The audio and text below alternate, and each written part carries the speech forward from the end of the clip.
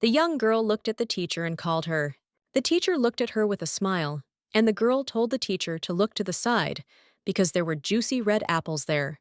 The teacher smiled and said that in that case, she suggested they have apples for snack today. A moment later, she said that they needed to call Jeremy and Ian. The teacher looked at the girl in surprise and asked what happened, whether they had really started a fight. The girl told the teacher that it was not what she thought, as she simply thought there would not be enough apples for everyone. The teacher smiled and told the girl not to worry. As there were enough of them, she saw the young men sitting near the house. A moment later, she called the little ones and told them to go eat apples. The boys ran up to the teacher in surprise and asked if there were any green apples, and also if there were any worms in them. The girl asked the teacher if she could bake them a pie. She smiled and said that she would try to do it. She looked at them and said that while she was doing the laundry, they could go and pick as much fruit as they could. The children looked at the teacher with a smile and said that they would definitely do everything. She looked at the children and said with a smile that they were simply adorable. The teacher was slowly busy with the washing, but she still kept a close eye on them. She looked at their innocent faces and couldn't even imagine that these children would grow up to be villains destined to wipe the empire into dust. These innocent children, the main characters of the novel, are the world's greatest villains, with Hannah acting as a secondary villain. Masha Prate, 9 years old, is a crazy witch who is planning to destroy the world thanks to an organization connected to black magicians. Jeremy Aranda, 9 years old, a greedy villain who will do anything for money, and the future founder of the Dark House Guild. Ian, 10 years old, a psychopathic tyrant who will turn the empire into a living hell in the future. Jeremy looked at the teacher and called her over. He asked if they had picked enough apples. She looked at them and said with a smile that that was enough, and also said that they had done a good job. Looking at how they simply collected fruits, it was hard to believe that in the future, they would be chopping off people's heads. She was surprised, because the children grew up more friendly than she expected, perhaps because she raised them with love. As she was leaving, she still noticed something on the ground. Hannah saw a drawing. Coming closer, she saw an evil drawing and was a little taken aback. She was a little surprised, but still understood that children at this age always draw strange things. She looked at them and with a smile told them to go into the house. The young lady lived a quiet and peaceful life with her children. But a few days ago, they had their first rather awkward meeting. Everything was fine then, since she didn't know the children's identities. And at that moment, she realized that she was now in someone else's body, but she was surprised at what was inside the novel. Previously, the young lady was a nanny at the temple orphanage. She saw pink hair and golden eyes.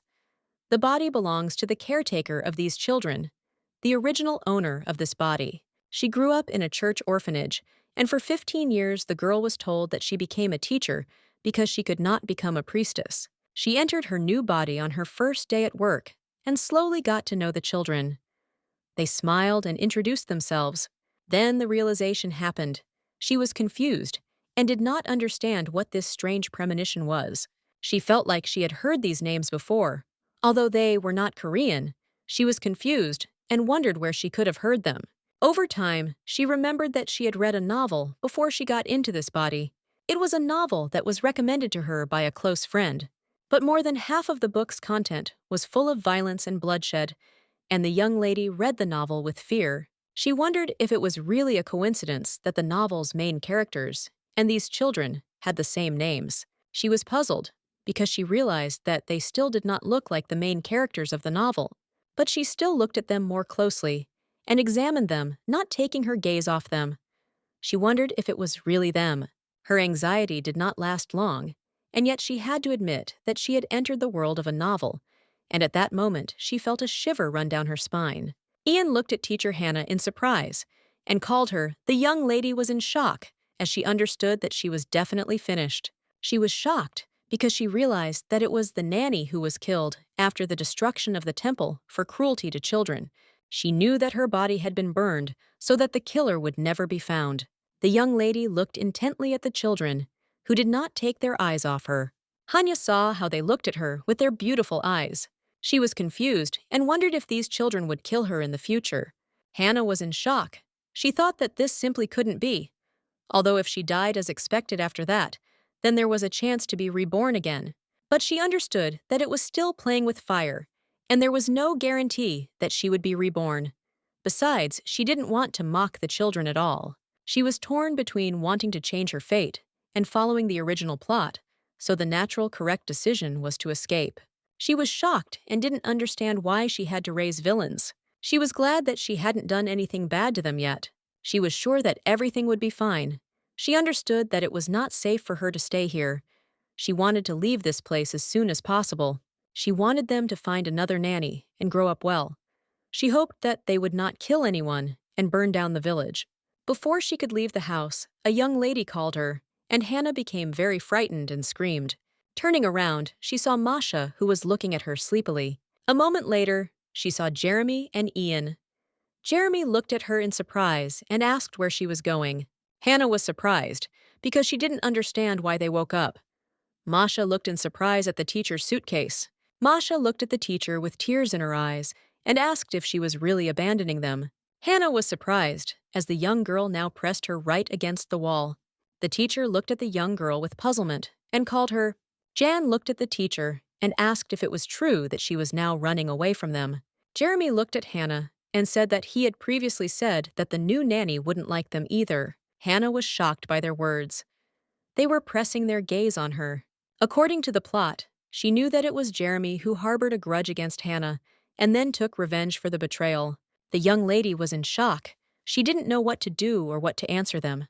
She saw that Masha was crying. Masha looked at the teacher with tears in her eyes and called her. Hannah knew that she didn't care about their feelings, and she decided to leave. But something still held her back. 10 years ago, no matter how you look at it, that day turned out to be strange for her. Her younger brother asked her to go to the supermarket with him. Usually, she always agreed. But then she was very exhausted. She looked at her brother and said that she was tired and he could go alone. Her brother gave her no peace, so she quickly sent him away. That day, he was gone. He found himself in a place from which there is no return. The pain of loss stayed with her forever. For a long time, it was difficult for her to see children his age. She remembered him, and when he asked if she would go with him, that phrase still tore her heart into pieces. Masha looked at her and asked if she would really just abandon them. She saw her brother in these children. She looked at them and said that she was not abandoning them. That was why she could not leave them to their fate. She looked at them and said that she just moved to another room because she felt uncomfortable in the one she told them not to worry. Hannah looked at Masha and told her not to cry. Masha asked the nanny not to leave them. Masha cried and tearfully begged her about it. Hannah smiled and said that she would try not to leave them. She said that she would stay with them. Hannah looked in surprise at Jeremy and Ian, who were staring at her without looking away. She knew that these orphans would not replace her brother. Perhaps outside of the novel, they were nothing more than fiction. But still, she could not turn away from the crying child. Their helplessness worried her even more. She didn't know whether it was naivety or pity that was driving her now. But she wasn't going to give them up now. Looking at the sweet children, she realized that she was digging her own grave. Looking at them, she understood that there was no way back, and she firmly decided for herself that she needed to raise them well. She watched them for several days. Hannah noticed that Masha was an active person. Jeremy, in turn, is mischievous and likes to bully others. Jan, in turn, was a quiet and squeamish child, and also behaved like an adult. Eventually, she realized that each child was unique in their own way, which is why they had constant arguments and fights. She wondered why they couldn't get along. She didn't understand what the fun was if everyone was on their own. Jeremy looked angrily at Ian and told him to get out of the way. Jeremy yelled at Ian to go away. Ian told Jeremy to stop waving. Angrily, looked at them and said they were complete idiots. Hannah understood that while they were arguing among themselves, she could take care of the Mordvins. Masha approached the nanny and asked with a smile if she needed help. Hannah looked at her and asked with a smile. If she could help her, Masha smiled and said that she would be happy to help. Masha asked what they would eat today. Hannah said that she would cook stewed beef and lots of vegetables. Masha said that adding vegetables was optional. Hannah said that she would put in extra vegetables so that she would not be naughty in the future. Masha pouted. A moment later, she said that everything was fine with her. Masha asked the nanny why their classes were held outdoors every day. Hannah frowned. She didn't know what to answer, since it was all because she knew almost nothing about their universe. A moment later, Hannah said that every teacher teaches differently. Masha looked at her in surprise. Hannah said she wanted them to connect with nature, not stare at dusty pages. And she knew she sounded convincing. But in reality, she didn't understand anything Masha said. With a smile that she understood, she asked her forgiveness for her stupidity. Jeremy came closer and pushed Masha. Hannah looked at him in surprise, as she did not expect him to do something like that. Masha looked at him with a grin and asked if he thought about who he had just kicked with his dirty boot. Jeremy looked at her and said with a smirk that she was already all dirty. He said that he was not lying, as she would always be dirty. He said that she shouldn't be offended by the truth. Masha angrily pushed him, and he fell. She looked at him and said with a smirk that of the two of them, only he was dirty, so she asked him to be a little more decent. Jeremy told her to take her hands off him. She asked why he was acting like this, and why he was making her angry. Hannah told her to stop and not hit her friend. Masha said that he didn't know where his place was and deserved to be hit. Jeremy asked angrily if she really had balls of steel to be so brave. Hannah was shocked. She asked them to calm down. Ian walked up to them and told them to stop. Hannah looked at the young man in surprise, with tears in her eyes. Hannah looked at him and asked if he had come to help. Masha and Jeremy fought. Dirt flew everywhere. Yan, in turn, covered himself with a book. Jan, in turn, noticed that they had damaged his book because of their fight. He threw the book at them in anger and also threw off his gloves and turned around and left. Hannah was surprised. She watched him go and wondered what she had expected. The man looked at Hannah and asked what was going on with the shelter. The young lady sighed heavily and said that the children were doing well. The man angrily said that he meant that she needed to hurry up and get rid of him. She did not understand what he was talking about. He said he supported them because there were subsidies. But since this year the amount has changed, and they no longer have money to take care of the children. He said that he wanted to get rid of them immediately, but if they were sent an audit and sanctuaries, they would have to return every penny. Hannah asked where they would put the children, because if they did, it would be difficult for them to find any shelter. In the novel, the orphanage doesn't disappear so quickly, because the priest and Hannah started abusing the children, which led to the children being thrown out into the streets. They found their way and became villains. Masha went crazy, even though she possessed dark magic. Yan was abandoned by the king. He was under the control of a nobleman, so that he would monitor his actions. However, the most unfortunate of them all is Jeremy. He ended up in the criminal corner of the world and became a hand of the mafia doing dirty work. The man said angrily that these were his problems, and that caring for them to this day was enough for them to become completely grown up. He looked at her and said that she could do whatever it took to cut down on food costs she needed to save more money. He said that, for example, he could save on food. He heard that they had meat in their diet. He preferred to remain silent and give her another chance to work in the shelter. Hannah was shocked. She was very angry with him. She wondered why he was taking it out on her, with the children, since he spent all the money himself. He looked at her with fury and asked if he really should punish her, like he did in childhood, so that she would finally listen to him. The young lady was shaking with fear. She understood that this was not her memory, and she should calm down and stop shaking. He looked at her and said that while their stall was not closed, they should pocket as much money as possible. The man said that Shizon is now helping to find a place where the children can be placed. He told Hannah to keep an eye on them. She understood that it would be good if they sent the children to a regular orphanage. She looked at him and said that she understood everything. Some time later, Hannah entered the room and saw the little ones smiling and wondering what they wanted to eat. Masha said that if they eat a lot of sweets, Donna will gain weight. Jeremy said that he only has muscles, and also asked where the fat she was talking about is. Masha looked at them and said that the teacher loves her more. That's why she cooks what she likes. Jeremy said that his teacher loves him more. Masha asked with a grin if he was really completely blind. She said that the teacher loved her more. Jeremy told her not to make fun of him. I didn't say that they could argue over who the teacher would cook, what he wanted to eat. Jan monotonously told them to calm down, as their noise was disturbing him. He said that he could not read, and also asked how many times he had to repeat this.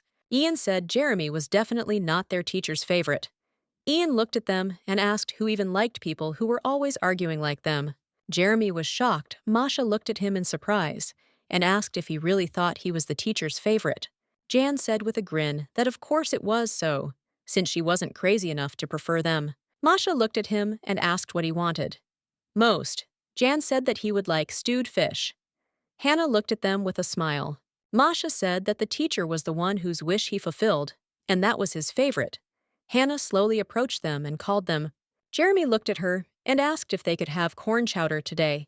Masha said that she would like sweetbread. Jan, in turn, said that he would like stewed fish. Hannah was confused.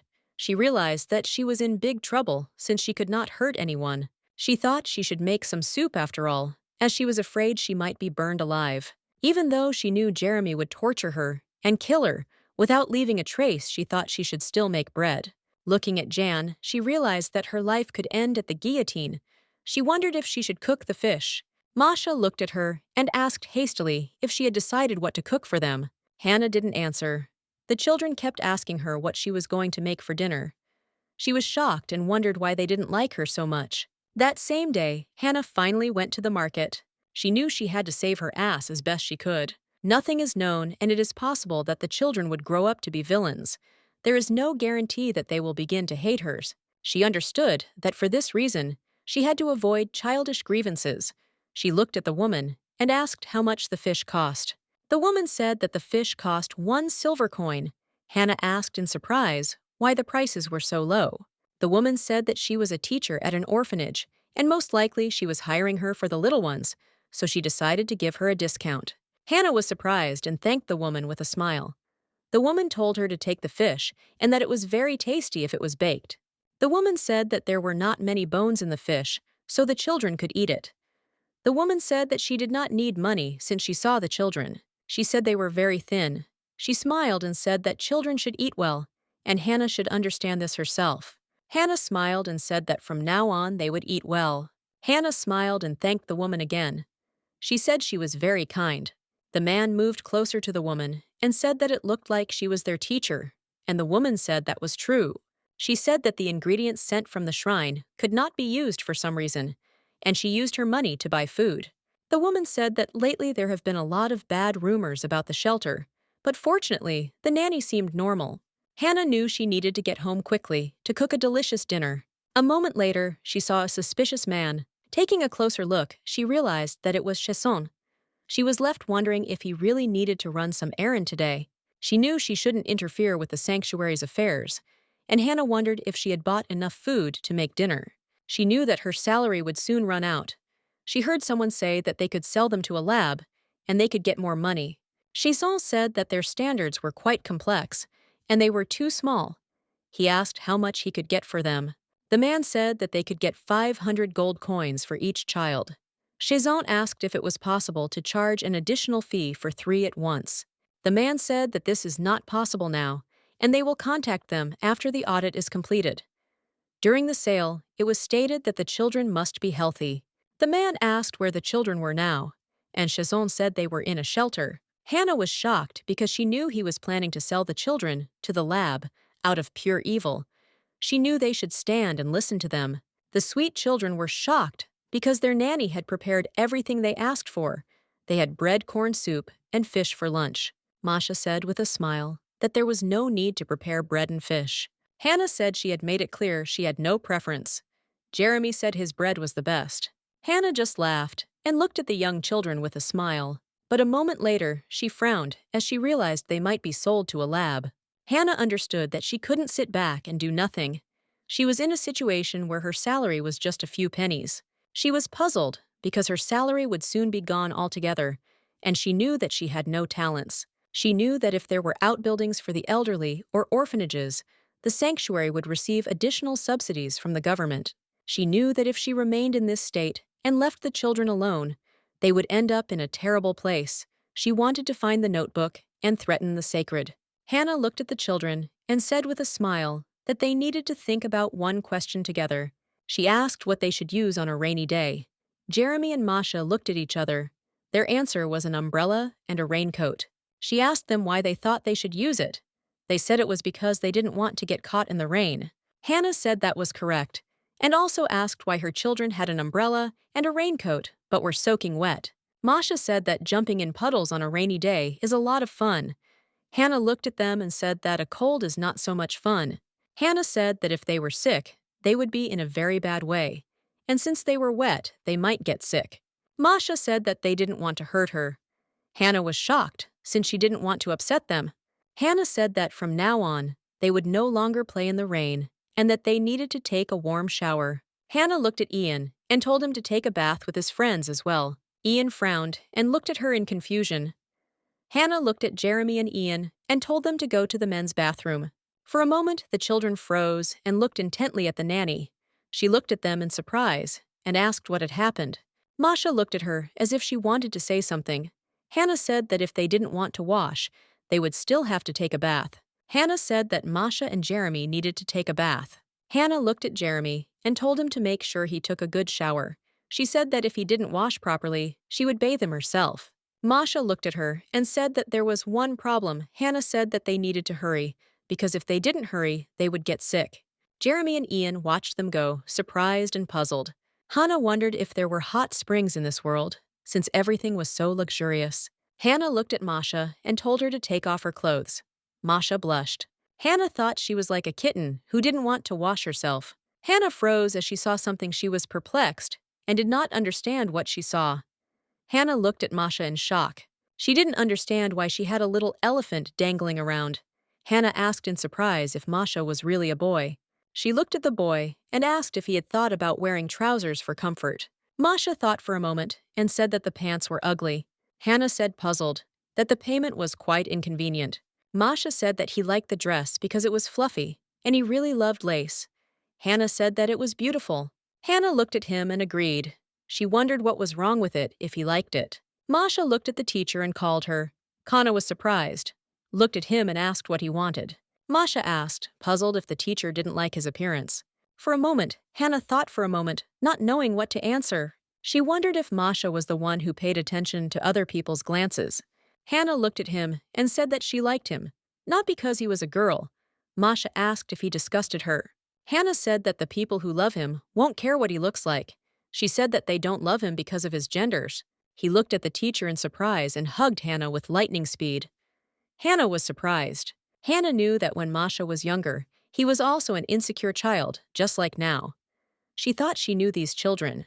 But even from such things as Masha's gender, she had no idea. Masha said that he liked royal dresses, and he also adored tight-fitting princely dresses.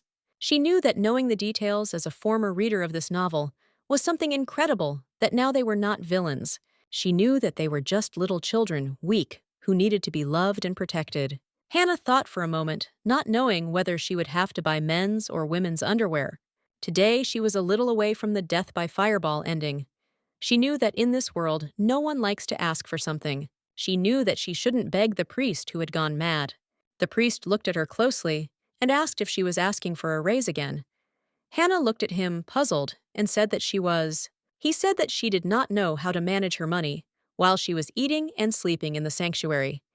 He did not understand where her salary went. He said that she was probably spending it all on junk food and drinks in some dodgy store. He said he would take care of it. She thanked him, but was still very angry. The priest looked closely at Hannah and asked if the children were okay.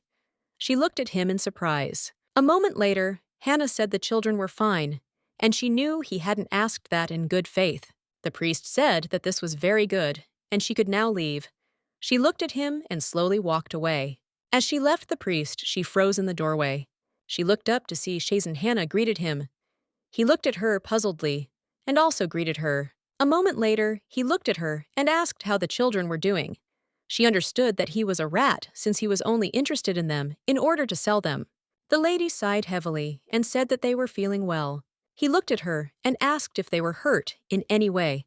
Hannah was furious because he was now pretending to be an angel in front of her. She said that they were soaked in the rain and had no appetite. They should eat well, but the ingredients and shrines were not of very good quality. She said that once a child gets a cold, it's already bad. Their body is also quite weak, and it can develop into a serious illness. He looked at her in surprise and asked if they needed medicine. She understood that he was worried, as he would like to get more money for the children. She said that instead of medications, they may need quality foods to make their bodies stronger and healthier. He looked at her and said that she could write what they needed. She looked at him in surprise and thanked him. Hannah said that in that case, she would give him the list before dinner. He agreed, and said that in that case, he would go to meet with the great priest. She smiled and said that he still works a lot. As soon as her companion stepped through the door, she leaned intently against the door in order to listen to their conversation. Hannah heard them talking about selling children after the last audit of the orphanage was completed. She felt a little ashamed that she hadn't told him about the notes, but she was sure of one thing. She had to come up with a solution before the summer. Hannah knew that people who had raked in so much money would always take bribes, and she wanted to find evidence of their guilt. She entered the office because she wanted to check where there might be evidence. She wanted to check the picture frame, the box, and the bookshelves. She knew she had to look behind the bookshelf first, as that was the most suspicious place. She pushed the book aside and dust fell on it, making her confused. Because I realized that they only cleaned the most visible places. Looking at all the dust, one could tell that they were very clean. She realized that she had better look in the box. She slowly looked into all the drawers. One was closed.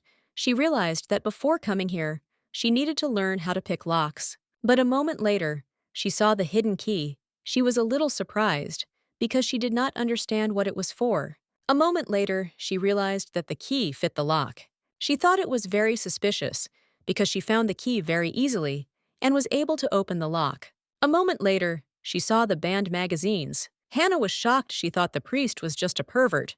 She thought it was no surprise. It would be strange to rely only on her childhood hopes. She understood that she needed to be more careful with him.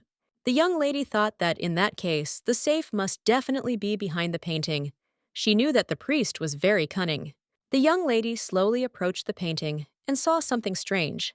Taking a closer look, she was a little surprised as she saw an incomprehensible pattern and realized that it was not from the sanctuary. The young lady brought the candle closer to the pattern and was confused as she saw numbers. She was confused and didn't know what she had just seen, but she still didn't find the safe. She hid everything as she thought she had had enough of searching for today. Hannah approached the children because she heard them arguing very loudly. She was shocked because they had a very bad conversation. Hannah looked at them intently, not understanding what they were arguing about. Hannah approached Masha and quietly asked what happened. The boy said that no matter what Jeremy did, Ian always interfered with him. She asked why. Masha said that Ian said that Jeremy's toys were too dirty, and a few more sweet words. Hannah was at a loss. Hannah asked in surprise. Since when Jan had been so clean, Masha said that he had always been like that. Hannah asked in surprise if it had never been dirty. Masha said that it used to be better, but that it was getting worse and worse every year. Hannah knew this wasn't a problem she could turn a blind eye to, and so the mission to rid Ian of his purity began. Hannah looked at him and asked if he wanted to play in the sandbox with hers. The boy looked at her warily, as he did not want to play in the sand at all. A moment later, he apologized and said that he was busy reading a book. Hannah was puzzled as she could see that he was stubborn. She walked closer to him and asked if he could help her. She knew she needed to move on to another plan. He asked her what he could help her with. She said she had to dig up the potatoes in the garden, but her arm hurt too much to do it. The boy was puzzled because he knew that the potatoes were very dirty. She looked at him and asked if she could ask for help. She wanted to use the pitiful eyes attack. The boy sighed heavily and said that he would help her. Hannah was very happy because she knew that this trick would work. Hannah looked at him in surprise and asked what he was doing. She was watching him closely as she saw that he was pulling a lot of gloves on his hands. She asked with a smile if he could dig potatoes like that, and Jan monotonously said that he could do it. She looked at him and asked if his hands weren't as plump as a potato itself. He said he could handle it. She asked in surprise if he could move his arms. Jan said that he was fine and he could handle it. She understood that he was fine. He couldn't even hold anything in his hands. She wondered how such a person could become a tyrant. She said that the soil grew delicious potatoes, and it wasn't that dirty. He said it was because they washed it before they sat down. She said that she would just rinse it off the ground, and that she would still have to cook it later. And the young man was stunned. He looked at her and asked why she didn't wash the potatoes thoroughly. She looked at him in surprise. The young lady saw his angry look and was shocked because she did not expect such a thing. A wave later, he asked her for forgiveness and said that he would go inside. First Hannah called him, but he did not answer. Hannah pushed the plate closer. Ian said he wasn't hungry. She said he could eat whenever he wanted. Hannah looked at them and told them to try the potatoes that Ian had dug up. The children were surprised that he had touched the dirt. Jeremy said he was too clean for that. And anyway, he was so sensitive to thunderstorms that he didn't even look like a man. Masha looked at Jeremy and told him not to say something like that. He looks like the man in front of him. Jeremy said that everyone here is strange, except for him. Khan was in shock because she understood that Jeremy wanted to quarrel with everyone now. Hannah told him that it was not nice to say that she said that he should say nice words to her to his friends. Jeremy asked her why she was only making comments to him. Hannah was shocked as she understood that complete chaos was happening now. Hannah said with a smile that they could draw today. Jeremy asked if they would really draw with their palms. Masha said that he would choose red. She asked Jeremy what color he would choose. Jeremy said that he wanted green. Masha looked at the nanny and told her to give her her hand. A moment later, she saw the beautiful handprint of Masha. Hannah looked at Jeremy in surprise, and he asked her in bewilderment what had happened. Hannah asked why he only put one finger on his palm print. Hannah looked at Ian and asked if he wanted to join them. Ian turned away and didn't answer. Hannah said that they could paint their hands together. She looked at him and said with a smile that it would be a lot of fun. The boy in turn looked at her sullenly. She asked him what happened. She said that it would be very sad if his palm prints were not with theirs. She said that, to do this, she needed to take off his gloves. A moment later, she took off the gloves. The young man was taken aback and looked at her with fear.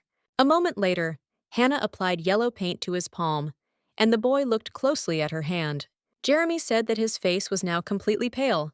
Masha asked in confusion if everything was okay with Jan. Hannah was confused, wondering if she had been too hard on him. Hannah looked at him and asked if everything was okay with him. The boy said that everything was great. A moment later, he said that he hated her. With all his heart, the young lady froze in shock. She looked at him and asked what happened to him. He told her with anger and also with tears in his eyes not to touch him. Hannah was shocked because she didn't expect such a reaction. Hannah fell to the ground from this. Masha said that Jan was too rude. Hannah wondered what she had done. Hannah knocked on the door and told the boy to leave warm milk and sweets outside the door. And she also apologized. She said she meant well, but unfortunately, she went too far. She said he wasn't obligated to accept her apology. Hannah sighed heavily and said that raising children was a very difficult task. She wondered if it was right to change children to the standards of adults. She was shocked because she didn't know a lot of things and understood that it was wrong. She screamed at the sky and asked the Lord to give her at least some kind of answer. Jeremy looked out the window at the nanny. He said that it turns out that they are all crazy here. Coming closer to the door, Kana saw that the tray she had placed at Jan's door in the evening was untouched. She sighed heavily. Masha asked the teacher how many times she sighed today. Jeremy told the teacher not to pay attention to the boy, as it was stupid to worry so much. Hannah looked at them and asked if there would be an outdoor lesson today. Jeremy asked if it wasn't raining outside now. Hannah said they could try teaching the lesson in the rain, since life isn't always so sunny. She was taken aback and said that that was not what she meant at all. She said that it would be interesting to watch the snails. Jeremy said he likes snails because they are sticky and soft. Masha looked at her and said that the rain was very good. Hannah was taken aback as she heard that it was raining outside. She ran to the door in a hurry as she realized that Yana's blanket was outside. They understood that if he found out about this now, it would be funny. Jeremy said that it was even better that he was not with them now. Hannah ran hurriedly into the rain to get a blanket. She saw that it was soaking wet, and with tears in her eyes, she said that she was still destined to meet the guillotine. Hannah carried it slowly as it was very heavy. A moment later, she slipped and fell. She knew she had screwed up, and it was ruined. A moment later, she fell to the ground. Hannah laughed because she thought she was going to die of shame. Hannah thought that this was a disaster, after all. She looked at the sky in surprise as she saw that the rain had stopped. Opening her eyes, she saw Ian in front of her. Hannah was a little surprised. Getting up, she asked what he was doing here. He looked at her and, holding out his hand, said that she might catch a cold. She looked at him in surprise. Hannah looked at him and said she was dirty. He said he knew it. She offered him her hand and he grabbed it tightly. Hannah looked at him with tears in her eyes. He pulled her by the hand and told her to come to him. A moment later, she hugged him tightly and asked for forgiveness. The young man shuddered but hugged her anyway, and they sat in silence in the rain for a while. Jeremy said he bet his tooth that their neat guy was worried about his wet blanket. Masha said that the mentor should have been only his. Jeremy glared out the window, but said nothing. Hannah eventually got sick, looked at the young man and said that she was fine, and that he could also leave because he could get sick. Ian looked at her and sighed heavily. He took a stool and moved it closer to her. Hannah looked at him and said that he could get infected and get sick. He looked at her and said that he didn't like dirty things. Ian said, looking at the mentor, that people say that he is dirty. Hannah was taken aback by his words. He said that he is trash that stuck to things. He said he didn't understand it before, but over time, he realized that by dirt, they meant something else. According to the plot, Jan is a prince abandoned by the ruling dynasty. His father conceived him outside the family, so the boy became a disgrace to the family. He looked at her and said that he had been thinking about being killed so that he could get rid of the blood and finally be clean. He said he knew it was all futile, and yet he realized his obsession with cleanliness had not gone away. He said that she didn't really feel any hatred towards her, and he hoped that she didn't feel any hatred towards him either. He said that he hoped she would accept him. Hannah looked at him and said that he was not dirty, and for her, he was the most valuable person. She looked at him and said she wanted him to know about it. She said with a smile on her face that they all love him, and he burst into tears at her words. Hannah realized that perhaps the babies needed more attention. A moment later, she heard a knock on the door, and with the speed of lightning, she got into bed. Chazon entered the room and said that he heard that she was sick. Her colleagues looked at him in surprise, as she did not expect him to come to her. A moment later, Hannah said that it was just the flu, and she would be fine soon. He looked at her and asked if she was sure she was feeling fine. He knew that, with the flu, she wouldn't be able to look after the children properly. He gave her the package. Chazon said that he brought her medicine, and if she takes it, she will get better soon and her strength will return. He looked at her in surprise, asked what was wrong with her face. She was taken aback and said that it was a folk method that helps bring down the temperature. She took a sip and said that if he wanted, she could give him some. He pulled away and said that it looked like she was definitely not feeling well. A moment later, he said that people from the main temple would be visiting them next week, as they wanted to check the building. The young lady understood that in such a case the children had to look perfect, looked at him intently, and said that she understood everything. As he left, he told her to get well. Soon the young lady looked at him with a keen gaze and thanked him. She thought for a moment, as she didn't know where the main temple was. She wondered if it was also full of dubious people like here. Masha looked at her and asked if she really felt much better. Hannah smiled and said that she was almost cured, but for now she would not get too close to them so as not to infect them. Jan looked at her in surprise and asked if she was really throwing something away. She said she just wanted to throw out regular trash, but in reality, she was throwing out the medication that Chazon had given her. She looked at them intently and said she thought they would like her idea. She smiled and asked if they wanted to go to the market today. Jeremy asked with a smile if they would buy something tasty. He said that the sweet bread that was sold at the market was the most delicious. She said that they would certainly buy it. Jan said that he needed new gloves.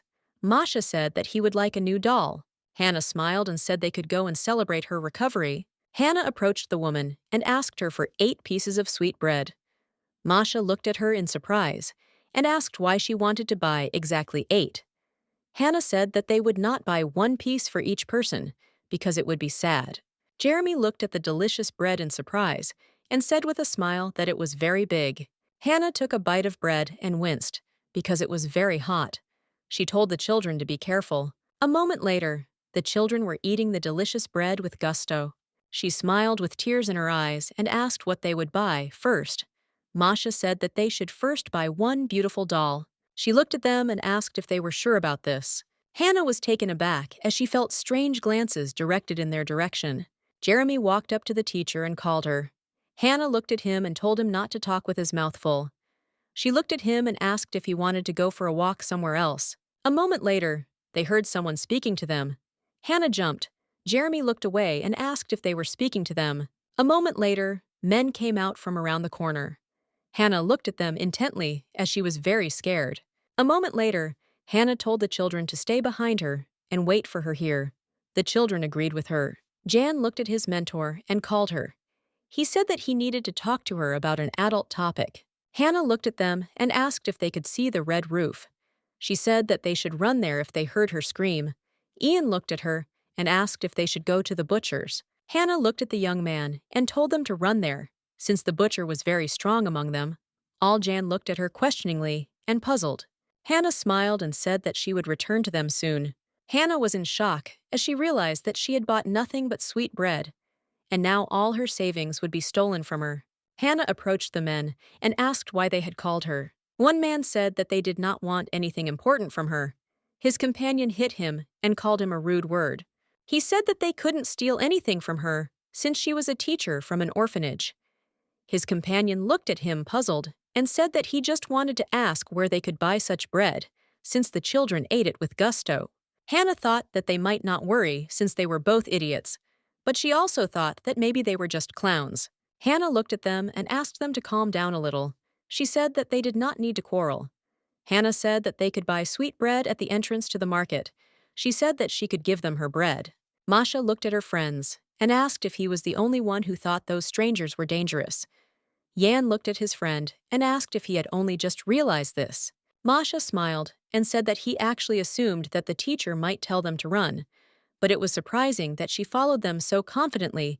He said that he was now wondering if their teacher, a martial arts master. Jan asked his friend if they would go to the butcher shop. Jeremy smiled and asked why they would call someone else if they had him.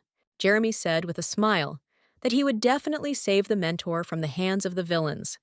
His friends looked after him, puzzled. Jeremy came closer to the mentor and called her. Hannah looked at him in surprise as she did not expect to see him here. Jeremy looked at them and asked what was going on. Hannah looked at him confused as she didn't know what to answer. A moment later, Jeremy noticed a beautiful sword. He walked up to the man with shining eyes and said that he had a cool sword. Hannah was puzzled. She thought he chose the wrong time to say that. Hannah hugged Jeremy and lifted him up. She looked at the men and told them to take the money. They in turn said that they didn't want their money. Jeremy in turn screamed with tears in his eyes. Because he wanted to touch the sword, Hannah covered his mouth with her hand because she did not want him to say anything else. She looked at the men and said goodbye to them while wishing them a good day. Hannah looked at Jeremy and asked why he followed her. Jeremy looked at her in surprise and asked why she gave them her bread. I looked at her in surprise and asked if she really left her bread to bad people. Hannah, realizing that it was better to give away the bread than all the money, smiled and said that the men were simply poor, so their mentor helped them. Hannah looked at the boys and said that she always tried to help people in need. The boys looked at each other but did not answer. Hannah looked away in surprise and asked where Masha was. Jan looked at his teacher and said that she had gone to the butcher. Hannah thought for a moment as she saw and heard loud stomping. Hannah screamed as she saw the butcher running behind Masha. He looked at them threateningly with a knife in his hands. Hannah looked at him and tried to calm him down. She said with a smile that everything was fine now, and she didn't need his help. The man looked at her and asked if everything was okay. Hannah smiled and said that everything was okay. She looked at him and thanked him for coming and deciding to help them. The man said that he could not leave them in trouble. The man told them to be careful, as it was a very dangerous area. Hannah looked at him and said with a smile that she had already heard about this. The butcher looked away as he was very embarrassed by her smile. A moment later, the butcher left them. Hannah looked at Masha and said that they could go and buy a doll. Masha looked at the teacher with joy. Anna asked him how Lyuba wanted a doll. Masha said that he didn't mind a teddy bear, but he really wanted a princess too. Hannah told him to think carefully and choose one thing. Hannah looked at Jan and asked if he wanted anything other than gloves. Ian said that he didn't need anything else. Jeremy looked at the mentor and said that he really wanted the sword. The young lady thought for a moment, remembering the sword that one of the men had. Hannah said that she can't buy him a sword because it's too dangerous. Jeremy said that every hero should have his own sword. Hannah said that she did not intend to repeat herself and would not buy him a sword. Hannah looked at Ian and asked if he wanted to read a book, since there was a bookstore nearby. Jan became embarrassed and said that it was possible to buy one book. A moment later, Hannah heard Masha's joyful cry. Hannah looked away in surprise. Hannah looked into the store and asked the boy what he saw there. Masha was surprised and couldn't understand how this had happened. Hannah looked out the window puzzled and asked Masha what he saw. Hannah asked him if he thought it was cool. Hannah asked him if he was okay. Jeremy came closer to them and cursed, saying that he could see some kind of bullshit there. Jeremy asked Masha in surprise, where he saw a beautiful doll. He said that the skull was sparkling. Hannah looked puzzled and said that they wanted to go there. Ian and Jeremy said that they were saying goodbye to them, as they didn't want to go there. Hannah was in shock, because she realized that the guys had betrayed her, and she would have to go to the store. They entered and saw an oppressive atmosphere. Hannah was puzzled, as she felt uneasy in such a store. Masha took the rat blood in her hands and showed it to her mentor. Hannah was shocked and didn't understand why they were selling such crap in the store. Hannah laughed in bewilderment. She was shocked by the store's selection. Masha looked at the aquarium with admiration and asked what it was. A moment later, a woman came up to them and said that this fish was a man-eater. Hannah got scared and screamed. Masha said that it was very creepy. He sheepishly said that he wanted to touch the fish. Hannah was shocked because she said that this fish was very creepy. She wondered why he wanted to touch it. The boy called his teacher. She turned around and asked what he wanted. A moment later, Hannah saw a joyful boy holding a skull in his hand. He asked his mentor to buy him a skull. Hannah was shocked and also confused. She didn't know if such things could even be brought into the temple. She understood that he had peculiar preferences, but she was already wondering if he was serious. But she still understood that this was not surprising, since in the future, he was a mad magician. She looked at him and asked if he didn't want a teddy bear. The boy said that it was true, but he still liked the skull the most. Hannah looked at the saleswoman and asked how much the skull cost. She was very nervous as she was terrified of such a purchase. The saleswoman smiled sweetly and said that they would give her 5 silver coins. She was shocked and wondered if this unfortunate thing was really made of gold. Hannah looked at the boys and asked if they could go to the bookstore. Jeremy said he thought Ian had already made up his mind. Hannah smiled and said that it was very good she liked Ian very much, because he was good and didn't ask for anything for himself. She looked at him and asked what book he had chosen for himself. He said that he would like to buy a book about the war that took place in 1940. She was surprised and wondered if children usually read fairy tales. Jeremy pulled her towards him and asked her to buy him a sword. Hannah looked at him and said that she would only buy a toy. Jeremy said that he wanted a real one. Hannah looked at him sharply and said that she understood everything, but he was still dangerous. She said that they would buy real ones when he grew up. Jeremy looked at her intently and said that he was begging her. Hannah looked at him sharply and said that he could hurt someone. He sighed heavily and said that she would never buy him a real sword. Hannah turned around and said that they were going home. Now the young man looked at her puzzled and stunned, as he did not expect her to say that they were already leaving. A moment later, she saw the cherry pie and called the children. Hannah was surprised, looked at them, and asked where Jeremy was. Masha said what he thought the boy was so angry that he didn't even leave the room. Hannah thought for a moment and frowned as she was very puzzled by his behavior. She looked at them and asked if they had washed their hands. They said with a smile that they had done everything Hannah said, that they could start eating, and she would go and see what happened to Jeremy. Hannah knocked on the door and told Jeremy that it was she who had come. She asked him if she could come in. Hannah looked at him in surprise as she noticed that he was eating cookies. Jeremy was shocked he started hiding the gingerbread he ate in the techie. She was a little surprised and wondered why he always hides everything like a parasite. Hannah looked at him and asked with a smile if he was upset about today's incident. She was very worried about him since he began to eat poorly. Jeremy, in turn, lived through the cookies and said that he was not upset. But Hannah knew that was not true, and he really was upset. Hannah looked at him and said with a smile that she was still sure that he was not safe for him. Jeremy sighed heavily and said that he knew it. Hannah looked at him and said that the next time someone taught him how to use a sword, well, she would definitely buy him one. He looked at her in surprise and asked if she was serious about it. Hannah smiled and said that everything was exactly so, and the mentor would buy him his first sword. He looked at her and asked if she would promise him. She smiled and said that, of course, she would promise that she would buy him a sword. She smiled and asked if he wanted to go and have some cake. He smiled and agreed. Masha looked at her friend and said that she would eat his piece too if he didn't come. Jeremy looked at the cake in surprise. Masha said that the mentor was probably very worried about him. Jeremy smiled as he was surprised that there was a sword drawn on the cake. He was very pleased. Hannah lay on the ground smiling. She saw that today was a beautiful day. A moment later, she heard some noise. Turning around, she saw that Masha was digging something, and she told him not to climb into the rat's hole as he would scare her. Hannah looked at Jeremy and told him not to climb trees because it was very dangerous. Hannah looked at Ian and told him to go outside and get some fresh air and sun. Hannah sighed heavily as she no longer had any strength. Masha came closer to her and called her. Hannah looked at him in surprise. A moment later, she stood up and asked him what was wrong.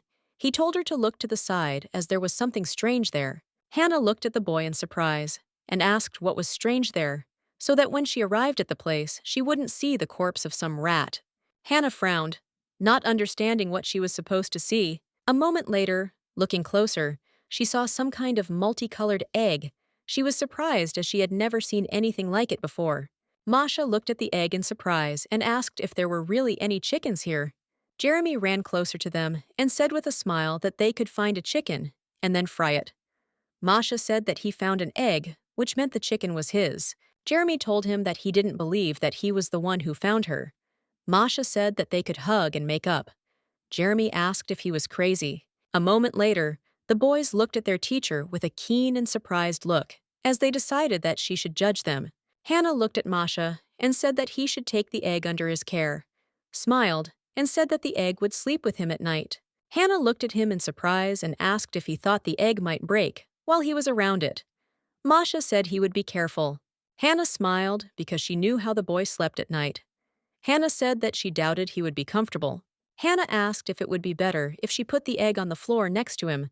She said that this way they could avoid a disaster. He sighed heavily, but still agreed with the mentor. Hannah thought to herself, with a smile, that, in this case, she would avoid the fate of scrubbing the floor. Hannah slowly and carefully placed the egg on the floor. Looking at the boy, she asked if it would be okay. Hannah said that he should not step on it here. Hannah looked at him and asked if he was okay with this arrangement. He looked at the mentor and said that he could not see him well. He asked if she could move him away from the wall a little. After a few minutes, Hannah said that it seemed like the egg had found the perfect place to spend the night. He looked at the mentor and said with a smile that this was good, and also asked her to cover him with a blanket.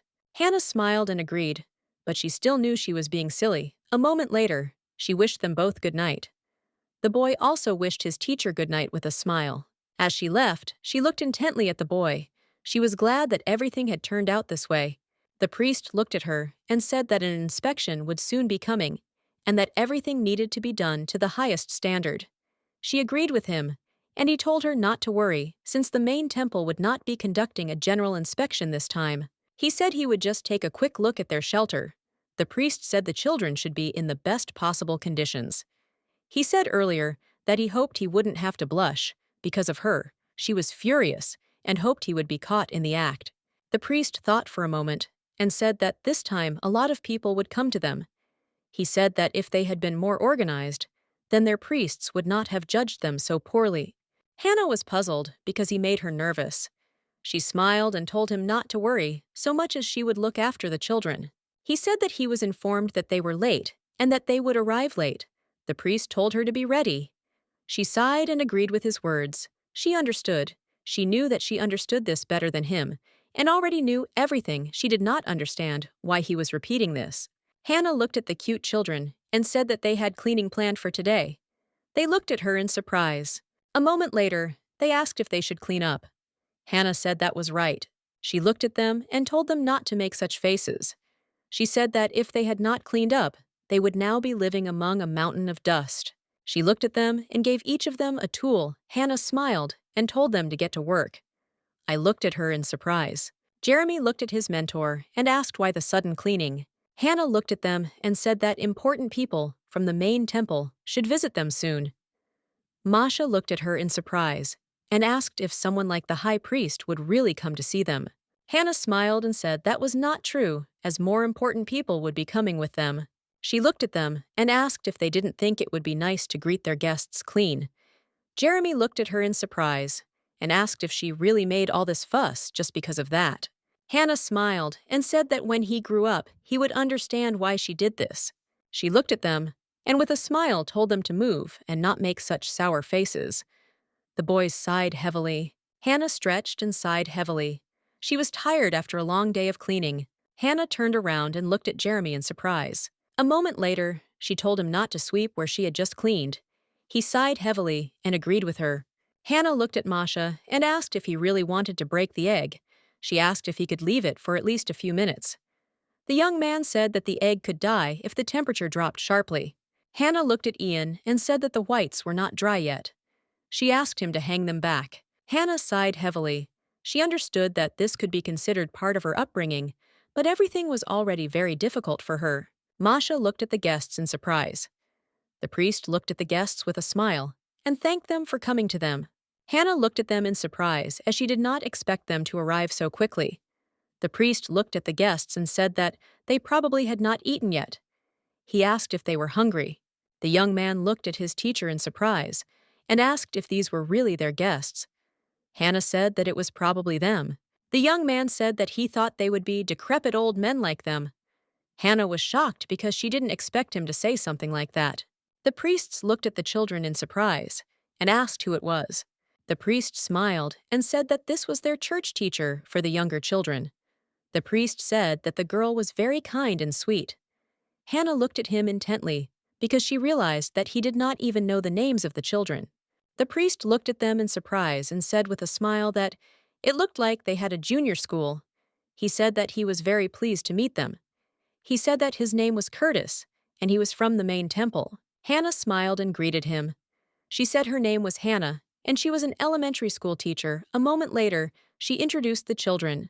Curtis smiled and said it was a pleasure to meet them. Curtis looked at her and a moment later introduced the high priest Caesar. He said that Caesar was in charge of all this. Hannah looked at him in surprise as she wondered if he was in charge. She was shocked because he was very handsome. She looked at him intently because she could not look away. She muttered to herself that he looked somehow unusual. Curtis said he was the only one like him and patted Caesar on the shoulder. He then introduced the paladin, Moses. Moses looked at them sullenly and nodded. Jeremy moved closer to Moses as he noticed he had a shining sword. Hannah smiled and said that Jeremy really loved swords. She said with a smile that children at that age were all the same. Curtis smiled and said that they should not be shy. Said that as long as this sir was here, he was completely at their disposal. Curtis looked at the young lady and said with a smile that he was already forced to leave them.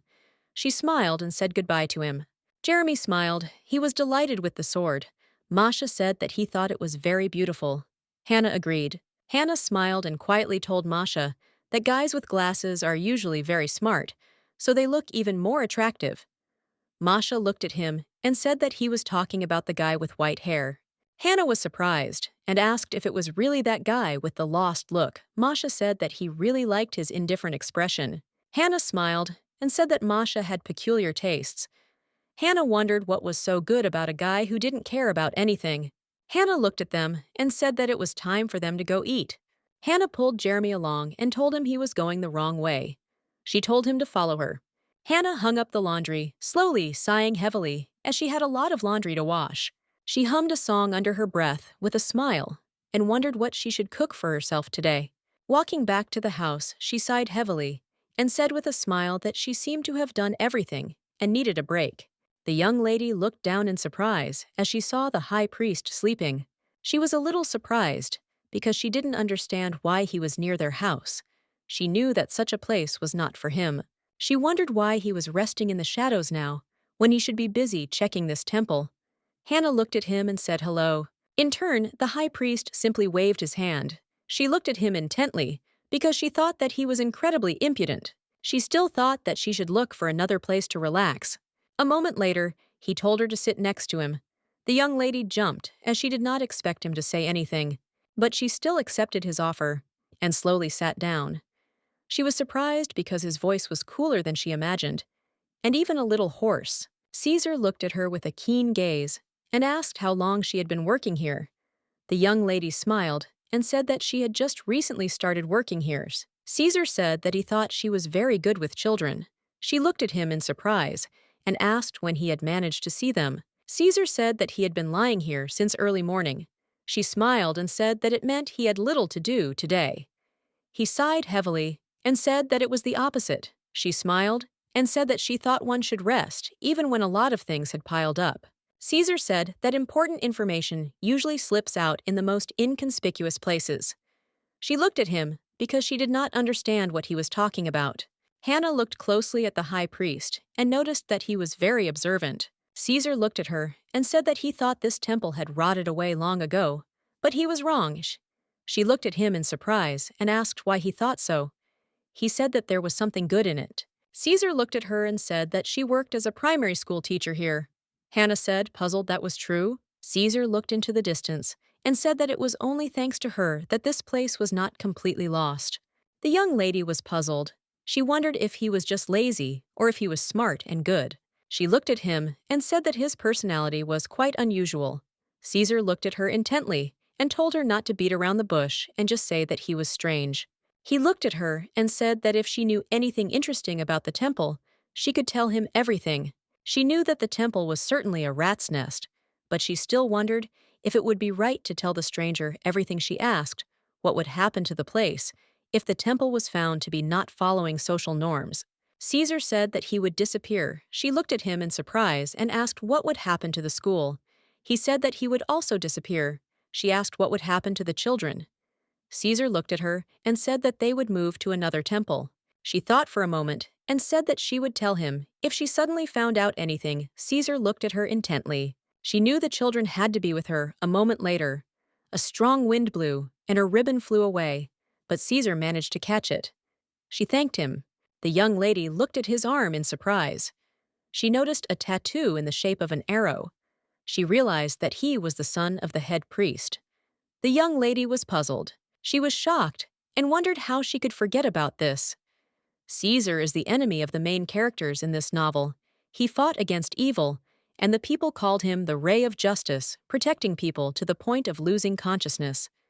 Caesar was a priest, with a loyal character, like a villain. His red arrow was a ranged weapon. He was able to recreate a golden bow. Thanks to the ability, when the tattoo shone, thousands of arrows flew straight at the enemy, usually using its power to destroy opponents. She understood that he was the main danger to her children.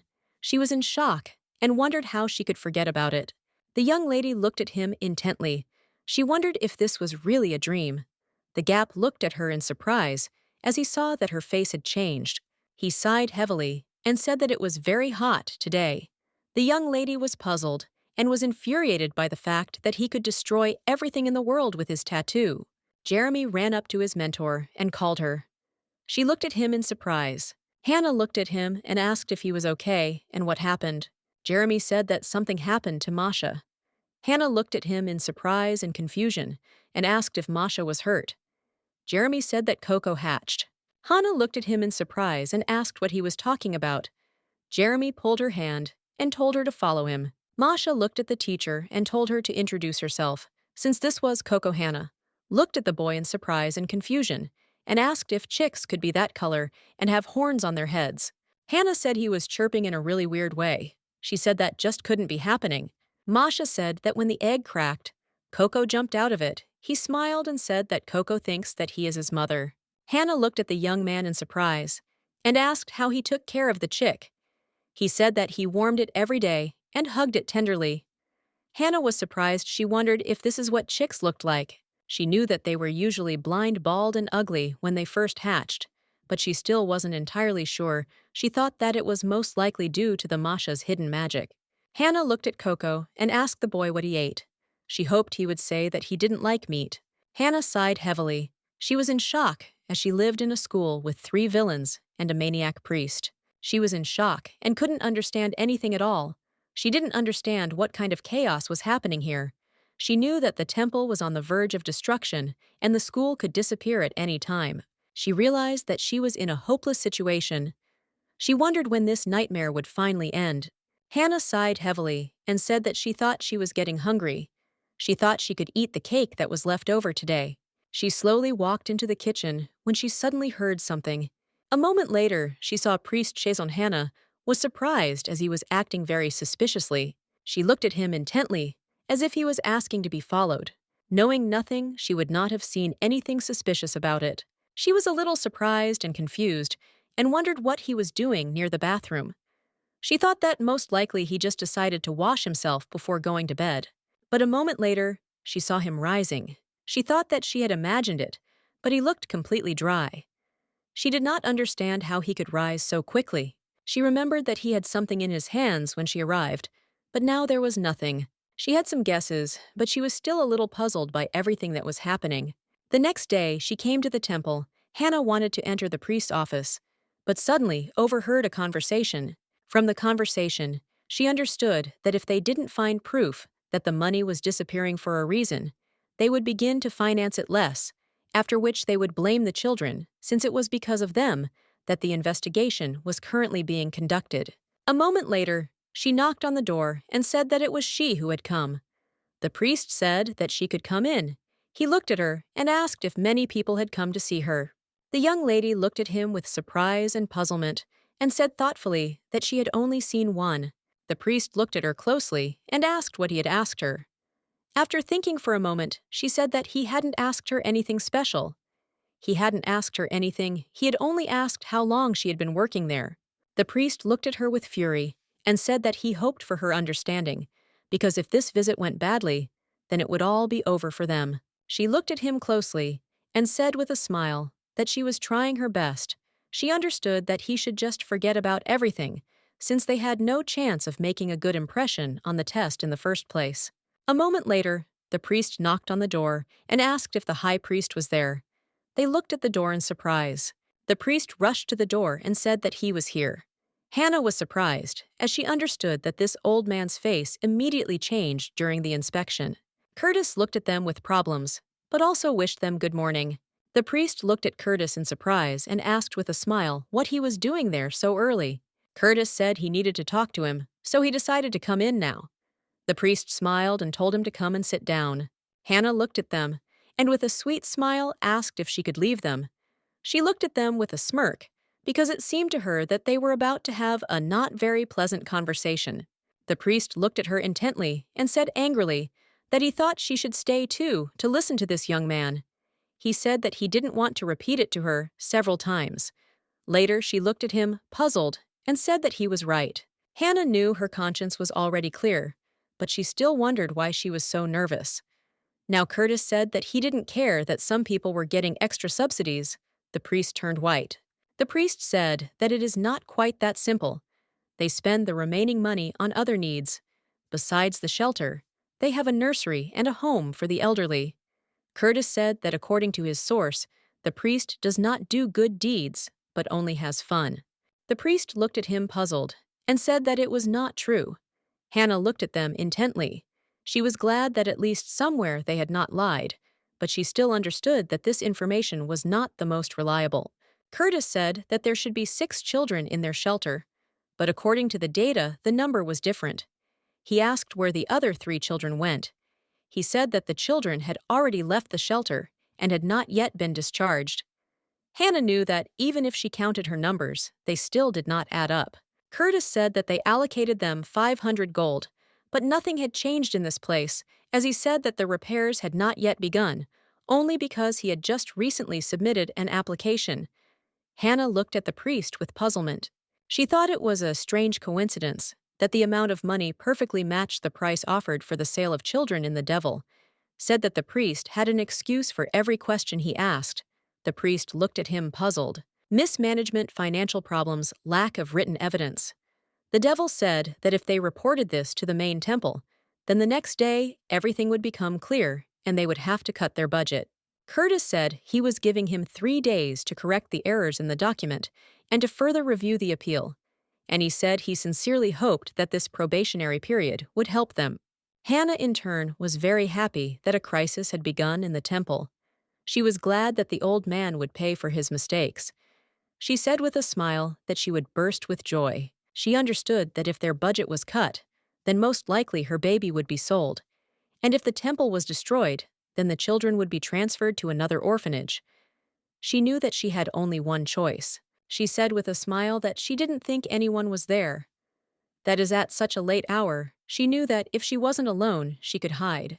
She approached the holy place for cleansing the body. She understood that she should not do anything stupid anymore. She wanted to find something, but still wondered where it was hidden. But she still knew that in any case, she would be able to find everything she wanted. The young lady walked slowly and began her search, examining every bush. Hannah looked at the ground in confusion. She was shocked because she thought the old man had buried it in the ground. She wondered if that meant she needed to start digging. She thought that she didn't have to look underground anymore. Someone told her that she should take a closer look at the cherry tree. She thought that this was still the right thing to do since something could be hidden there. But a moment later, she was taken aback and wondered who had said it. Turning around, she saw Caesar. Hannah froze in bewilderment. She was in shock because she thought that she would be alone in such a place. She looked at him in confusion and screamed because she was very scared, but still thought that he was very handsome. She looked at him in surprise and asked what he was doing here. He looked at her intently and asked what she thought. She was confused and stunned, looked at him, and asked how long he had been here. Caesar calmly said that he was here before she came here. She asked, confused and perplexed, why then he pretended that she was not here. She realized that a long time had passed since she came here. She wondered why he continued to remain silent. Caesar looked at her in surprise and asked if he was the one who should be asking her questions now. Hannah knew she was the culprit because she had broken into the men's bathhouse. He looked at her and asked what she was doing here. Hannah hesitated because she didn't know what to answer him. Confused and puzzled, she looked at the water and asked if he was going to cover himself. She was shocked and wondered if he had just gone crazy, but she still left cracks between her fingers and peeked a little. She knew that it was her own fault since she had gone into the bathhouse. She understood that if he pestered her, she would not be afraid to hit him. He looked at her and told her to relax since he was dressed. She looked at him, puzzled. Milady sighed heavily. He looked at her in surprise and asked why she sighed with relief. She said that she hadn't looked at him during the conversation. That's why she was nervous. He said that it seemed like he was being pulled the wool over his eyes. She said that it didn't matter now. Hannah knew that if she thought about it, it was pretty dark now. She looked at him intently, wondering if all priests were in such good shape. He looked at her, asked what she was looking for here. Hannah looked at him intently and said that, frankly, she didn't know herself. She said she just wanted to take a walk and see if there was anything interesting there. He looked at her in surprise and asked if she was trying to steal something from the temple. She looked at him in confusion and said that it was not what he thought. She was in shock and did not know how to explain everything to her. She was shocked because she realized that it all looked like some kind of joke. She looked at him and said that he was actually looking for something. Caesar looked at her in surprise and asked what exactly she was looking for. She looked at him and said that before they got down to business, there was one condition. He looked at her in surprise, as he did not understand what she was talking about. She said that she had very useful information, but he had to do her a favor. He looked at her in surprise and asked what favor she was talking about. He smiled and said that he was listening to her. He wondered if it was really that simple. She looked at him and said that, first of all, this temple is completely rotten. She said that the bishop in charge of finance had stolen the entire budget, and that the junior priest was thinking about selling children. Caesar looked at her and told her to continue. She said she thought there was a ledger somewhere in the church, with all the evidence, but she had looked everywhere and couldn't find it.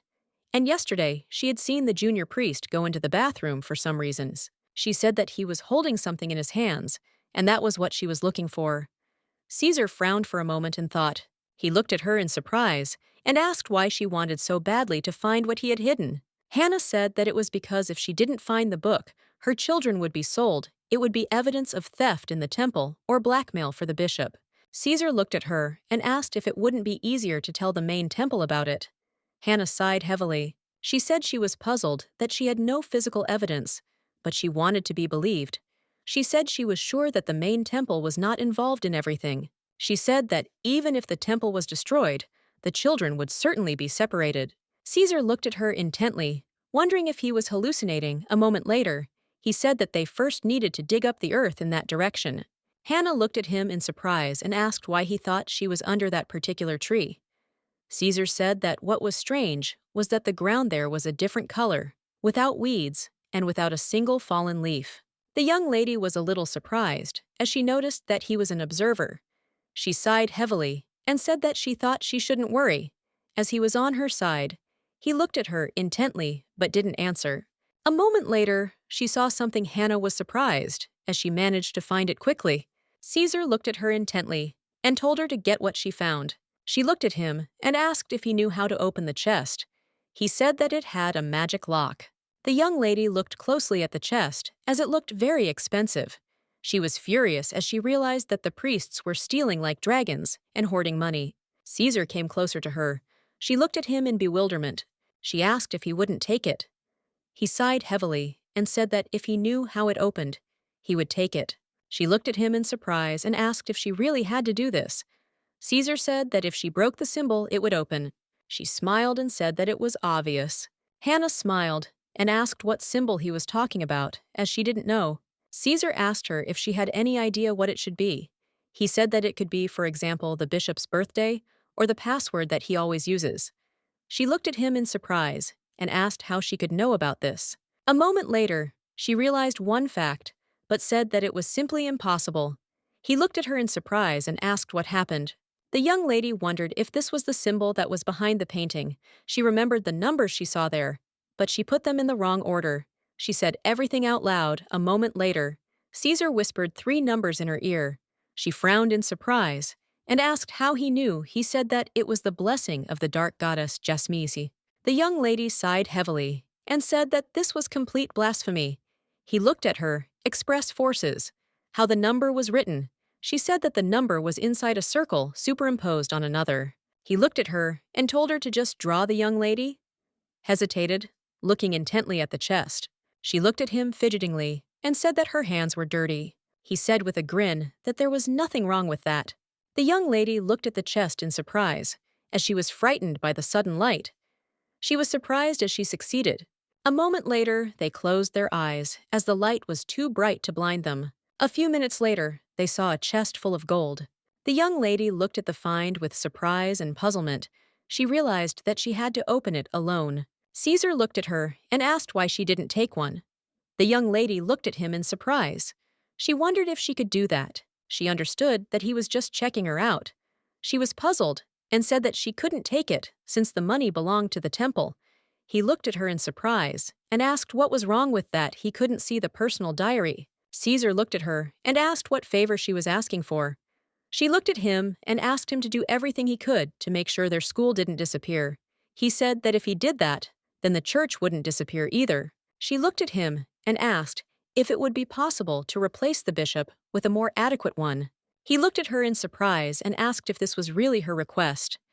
Hannah looked at him in surprise and said that it was. He said that if things didn't go according to plan, she would have to leave. She sighed heavily. After thinking about it, she said that she couldn't do anything anyway, but the main thing was that the school was preserved. She said that as long as the children had a teacher who would raise them with love, she was happy with everything. She understood that although she felt bad about it, she still understood that it would be better for them if they got a more experienced teacher. She looked at him closely and said that she was ready. The priest said that this was the first time he had seen this ledger, and they had no intention of selling children. The young lady was surprised, because they worked very quickly. She was glad that they were finally exposed. Curtis looked at them and asked, "That is, he does not know that the symbols located in his office behind the painting are the password to the chest." Curtis asked, "Does he really mean to say that he does not know about the contract for the sale of children to the laboratory?" Curtis said angrily that they were going to test black magic on children there. Curtis asked angrily how they could call themselves priests. The priest asked him for forgiveness. He was puzzled and understood that he was finished. Caesar smiled and yawned, telling him to be glad they didn't cut off his head right then and there. She looked at them intently. She knew that the priest from the central temple was a very important person. The paladins next to him were nervous, despite the fact that the high priest looked a little lost. She wondered how they were able to check all the accounting books in one morning. The children approached the teacher and called her. They asked her, puzzled, what had happened. Jeremy, in turn, looked at them with admiration and said with a smile that there were many knights here. Ian looked at the priests and asked what would happen to the temple. Jeremy asked if the temple would really disappear. Masha said that they should just not say that the temple would be closed because of the high priest's mistakes.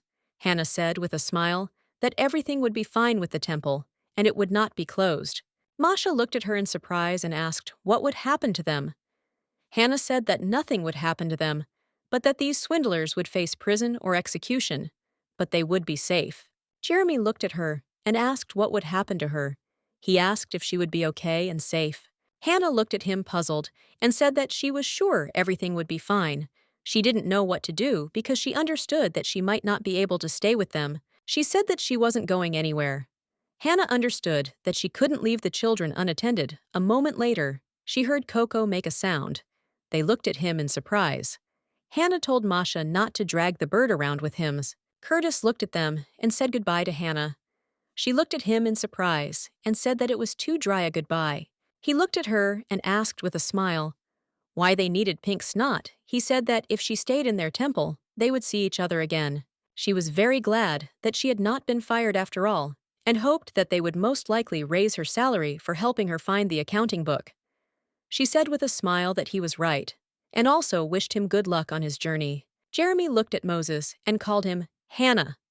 Looked at him in surprise as she did not understand what Jeremy wanted. A moment later, Jeremy asked him if he could touch his sword at least once. Moses looked at the boy closely and allowed him. A moment later, Caesar came up to them and greeted them. Hannah looked at him in surprise. Caesar looked at the young lady with embarrassment and said that he was not here for long. Masha smiled and thanked Caesar for getting rid of that stupid old man. He looked at Caesar and asked if they could count on him if there was another scoundrel here. Caesar looked at her intently and said that he couldn't. Kana was surprised. She wondered if it was really so difficult to play along with the child and answer positively. Caesar looked at Hannah and with a smile told the child to thank his mentor better. Hannah froze in bewilderment. Caesar said that this was exactly the case, since it was she who did the bulk of the work. Masha smiled and said that their mentor was the best in the world. Ian and Jeremy nodded as they completely agreed. Caesar smiled and said that it was time for them to leave. Hannah told him to be careful on the road and wished him luck as she left.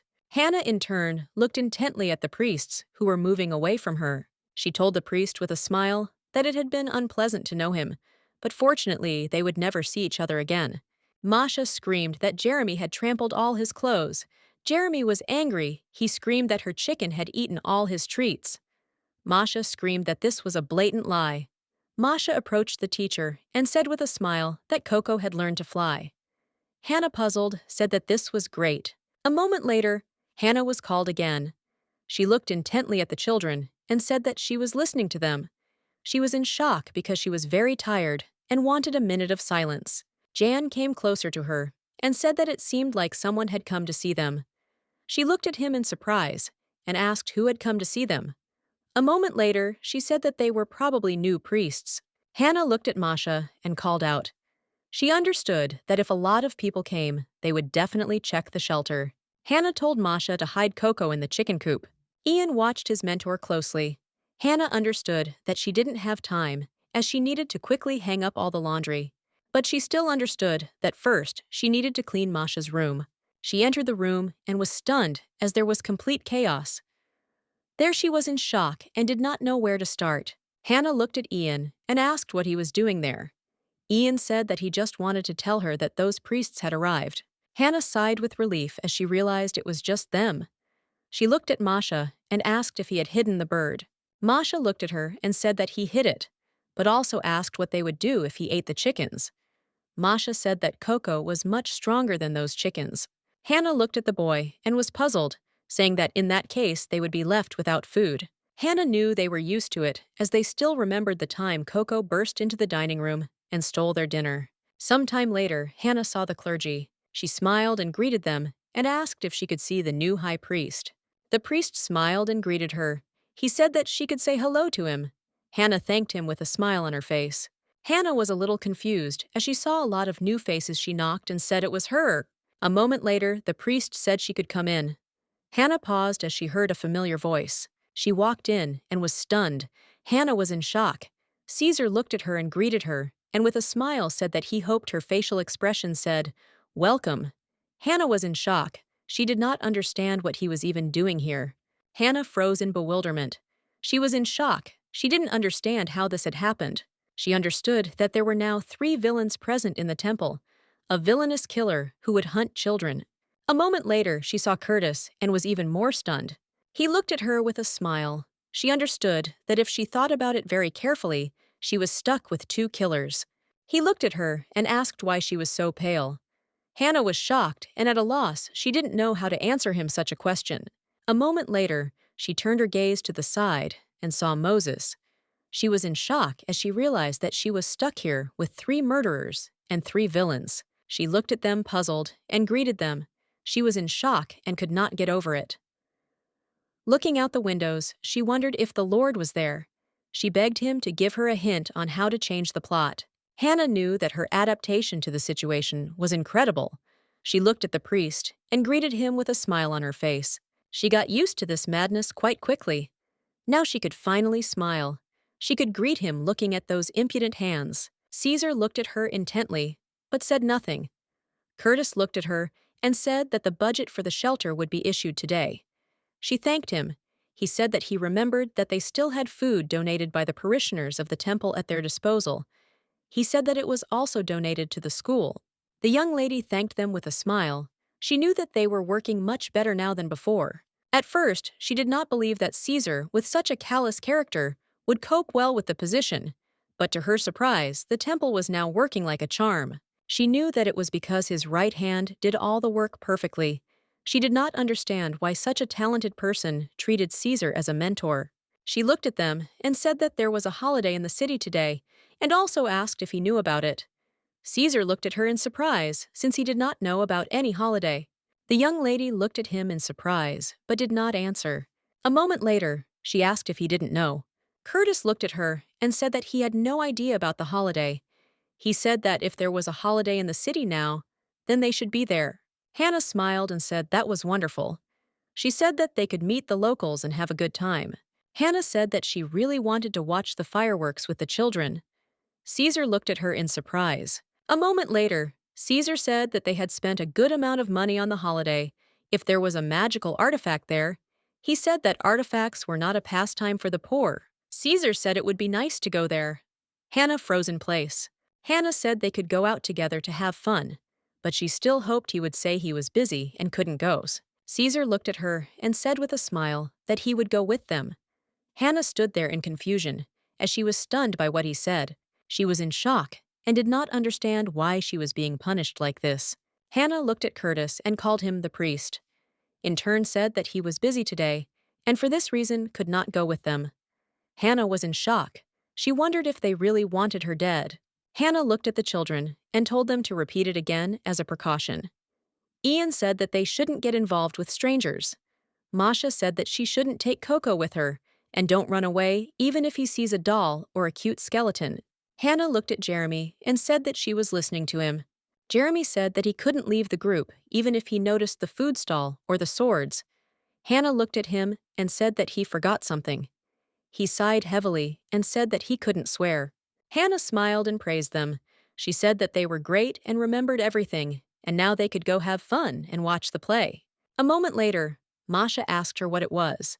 Hannah looked at the carriage in surprise. She was a little puzzled as she knew that it was only a 10-minute walk to the city. She didn't understand why Caesar decided to ride in the carriage. She said that it probably belonged to their guest. Caesar looked closely at Hannah and the children. Hannah looked at him and asked if they were really going to eat on that thing. Caesar said that his leg hurt. She looked at him and told him to go down, as they could get there on foot. She was shocked as she knew he was ruining all the fun. Caesar smiled and said that now he understood why they called her a collective farm girl.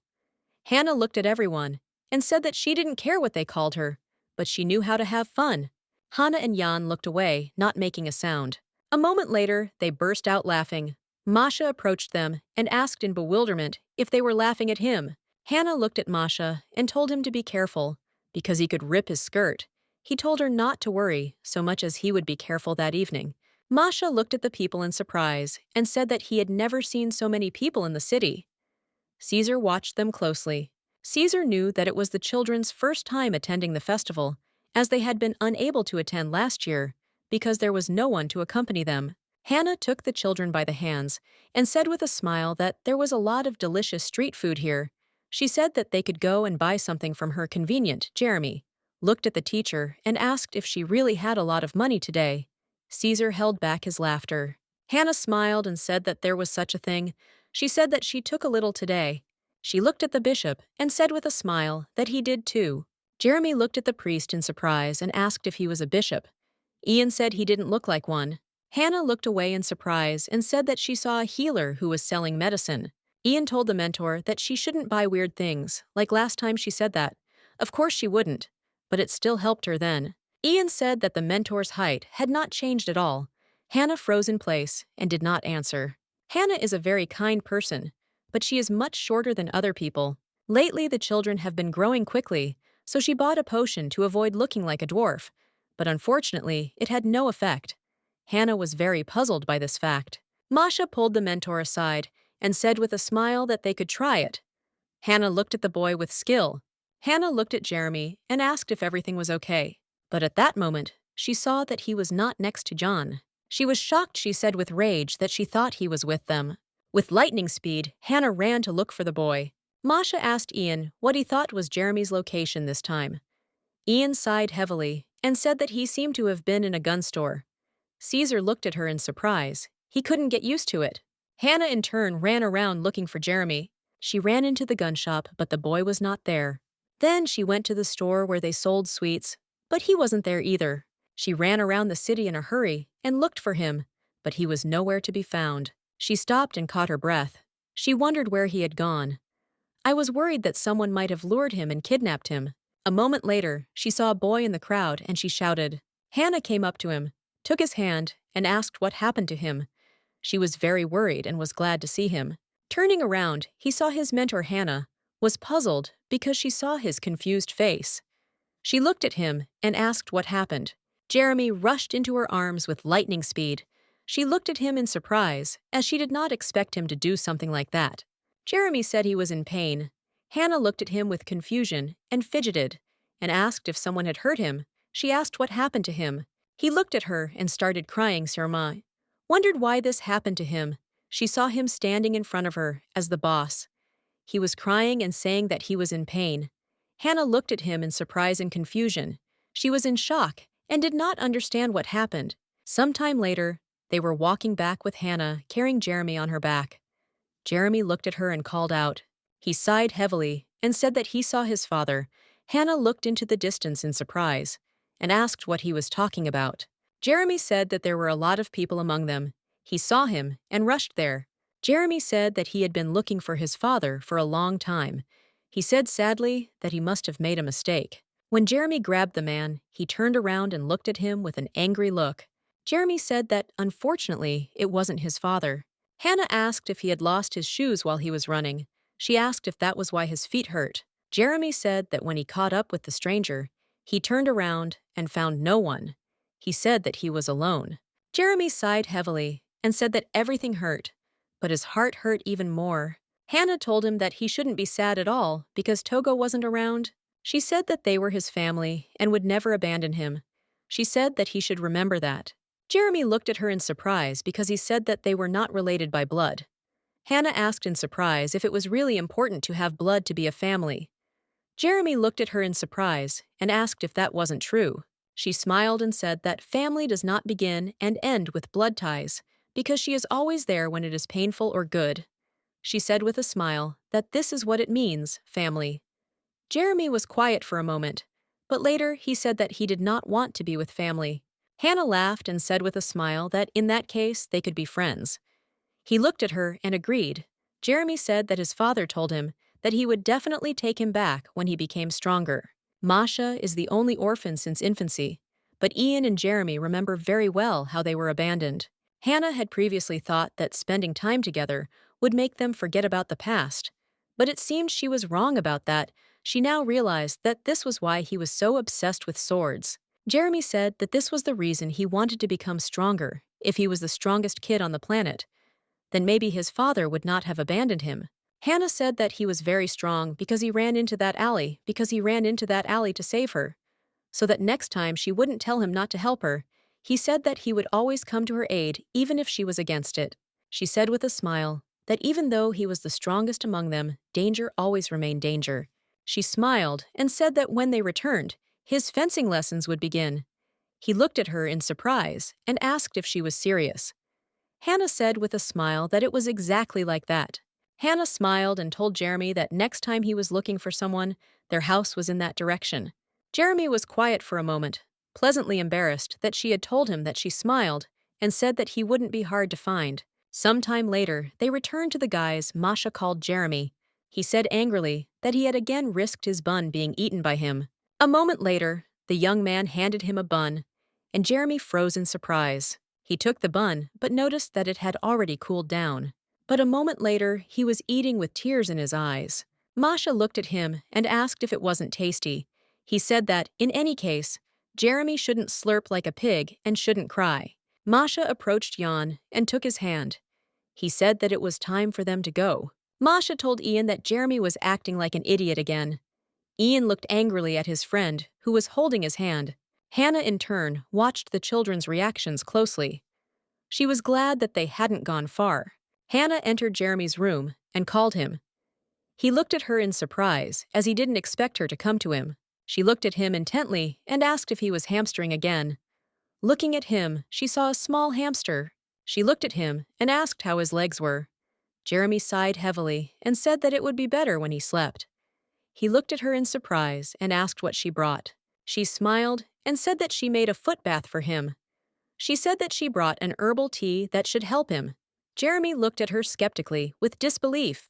He looked at his mentor with bewilderment and asked if it would definitely work. Hannah looked at him and said that the herbs were medicinal and would help him.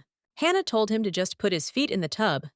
Jeremy looked at her incredulously, but still agreed and nodded. Hannah sighed heavily and said that she seemed to have poured too much water. Jeremy looked at her in surprise, but he still smelled a pleasant smell. He looked closely at the teacher and asked where she got these herbs. Hannah smiled and said that she picked them in the garden next to the bathhouse. Hannah looked at the boy and asked how he was feeling, and also asked if the pain had subsided a little. He looked at her in surprise as the couple was going over all her questions in his head. He was surprised by her concern. Jeremy looked at the mentor and said that he was already feeling much better. Hannah looked at him and said with a smile that this was very good, and a weight was lifted from her heart. She looked at him and said that they still had to go to the hospital tomorrow. Jeremy said that he didn't want to go there because they would give him bitter medicine. Hannah said that in order to learn fencing, your legs had to be healthy. Jeremy looked at her in surprise and asked if she really didn't mind his classes. Hannah looked at him in surprise and asked if she had ever lied to him. He said that she hadn't lied to him, but it was still very expensive. He looked at her and said that he remembered how she once let it slip, that it was difficult for her to support them. Because of her low salary, she was shocked and asked if she had ever said that out loud. Now she remembered that she had once been lying on the lawn and singing about her grief. She had not been herself then, but she still repeated these actions every time at the end of the month. Jeremy rushed into the room to his mentor and called her. She sighed heavily and said that she wanted to lie down for another 5 minutes. Jeremy came closer to her and told her to get up because she had to look at his feet. He shook her and did not leave her side. Hannah was in shock and did not understand what he was talking about because she had not yet woken up. A moment later, she stood up and said that she would do everything. She looked at him in surprise and asked what he was doing here at the crack of dawn. Hannah looked at his legs in surprise. She was surprised he smiled and said that he woke up and his legs were like new. She looked at him and said that everything was right and they didn't look so swollen anymore. Jeremy looked at her with admiration and said that his mentor and her potion had cured him. Hannah looked away and said with puzzlement that she doubted it. He looked at her and said with a smile that he swears he is right. He said that he will go and show the others.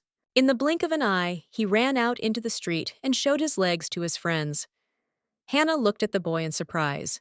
She wondered how this could help him. For a moment, she wondered if it could be that the water in the bathhouse was holy, or if the grass mown on the lawn really did have healing properties. She knew that, however, it was not so important. The main thing was that Jeremy felt better, rubbing the back of his head with his hand. Her hand lit up. Hannah looked closely at Caesar, wondering why he was leafing through the papers with such a dissatisfied expression. She looked at him intently and was stunned. She wondered why he suddenly glowed like that. A moment later, Caesar looked at her and asked where they got that strange ostrich. The young lady was taken aback as she was staring at him. This morning, Caesar came to them and saw their pet. He looked at the bird in surprise and asked if this ostrich had a special diet. Masha looked at him in surprise and said that it seemed like he was a little mistaken since it was a chicken. Hannah was surprised because he only found out about Coco's existence today. Hannah looked at him and said puzzledly that it was not an ostrich, but a moment later she was taken aback as she realized that she should have called him an ostrich after all, since she had no idea what it was. He looked at her and said that this chicken. Hannah looked at him in surprise. She wondered if he was crazy. She couldn't believe how he believed that Coco was a chicken. Hannah said that they found him in the garden in front of the temple. She thought that she still shouldn't say that Coco was hatched by Masha. Hannah looked at him and said that she wanted to ask something. He looked at her in surprise. Waiting for the question, Hannah asked him how he got into their temple. Caesar looked at her closely and said with a smile that he had been told they needed a replacement. She said that she simply did not expect that he would be sent to serve in this temple. He looked at her puzzledly and said that it seemed that someone thought too highly of him. She didn't say this just like that, but only based on the original story, where Caesar was described as a talented priest. He was blessed by the goddess herself, and he was the son of a holy father. That's why it's strange that he's not in the central temple. Hannah looked at him and said that she just thought he was a very talented person. She was in shock because now her conscience was bothering her. To be honest, she didn't consider him talented at all. He seemed more like a typical guy who constantly sits at the computer and doesn't sleep for days. Caesar looked at her intently and said that he was being lied to again. She looked at him in surprise as she wondered if he really could read minds. She smiled and said that it was time for her to go. She understood that she needed to leave quickly so as not to cause more trouble. She walked away and he simply waved back. Looking at him, she understood that he was definitely not a professional. That same day, she had a scheduled nap time. Hannah looked at Coco in surprise. She looked at him intently, wondering what he was. Coco looked at her and just grunted. Hannah pulled a piece of bread at him and told him to eat it. Coco looked at the bread in surprise and grunted. She looked at him in surprise and asked with a smile how such a tiny body could fit so much food. She still wondered who he really was. She looked at him and said that he was definitely not a dragon, since he did not look like one at all. Hannah lay down on the ground and sighed heavily, saying that she needed a nap too. She smiled and said that at this rate, she would definitely become attached to him. Coco in turn lay down next to her, and for some time they slept peacefully on the ground. Hannah baked homemade cookies and entered the temple as she was looking for the paladins. She was a little puzzled and surprised as their temple was empty. After the bishop was replaced, several paladins appeared in their temple. She thought that perhaps they did not care about this temple, but they were followers of the child blessed by the goddess. The reason she was looking for them so hard was very simple. She wanted to bribe a potential fencing teacher for Jeremy, and the bribe was cookies. Moses looked at her and asked if she really wanted to appease someone. Hannah shuddered because she did not expect someone to sneak up on her from behind. Moses looked at her and with his radiant smile apologized. He said that it seemed like he had scared her. She looked at him and greeted him with a smile. He greeted her too. He looked intently at the young lady and asked how he could help her. Hannah smiled and said it was nothing important, she just baked too many cookies, so she brought some to treat them. He looked at her and thanked her. She looked at him and called out. He looked at her in surprise. She said that he was probably very bored, working in a temple located on the outskirts. Moses looked at her closely and said that this was not really the case. Hannah knew that she could not just give up. She looked at him and asked with a smile if he had any hobbies. He looked at her in surprise and said that it seemed like he didn't have any hobbies. Hannah said it was a pity, looked at him and asked how he relieved the boredom in this empty temple. She looked at him and asked if he could give her some time. She said that if he wanted, she could help him find a hobby. He looked at her in surprise as he did not expect such a reaction from her. Moses looked at her intently. Since the girl who baked cookies for him also asked for his attention, he noticed that there was a blush on her face. He was shocked and wondered if it was a confession. Moses was shocked and confused by this whole situation. He never thought that he would receive recognition from a primary school teacher. He was shocked because he understood that this could be a date at the temple where he worked. He knew she was incredibly sweet, and she cared for her children like an angel, and he loved the smell of cookies. Moses was in shock and told himself that this was simply impossible. Hannah looked at him and asked with a smile if he wanted to take on an apprentice temporarily. With her words, he said that he didn't want to hurt her feelings, but he wasn't going to meet at work. Hannah looked at him in surprise. Moses froze in bewilderment. Moses looked at her puzzled and asked what she had just said. Hannah was taken aback and asked if he wanted to teach the boy fencing. A moment later, she asked what he had just told her. She was shocked and understood that it was very awkward. Moses looked at her and said that he was mistaken. He was very embarrassed and blushed because he realized that he had made a huge mistake. Hannah looked at him in surprise, wondering why he was so red.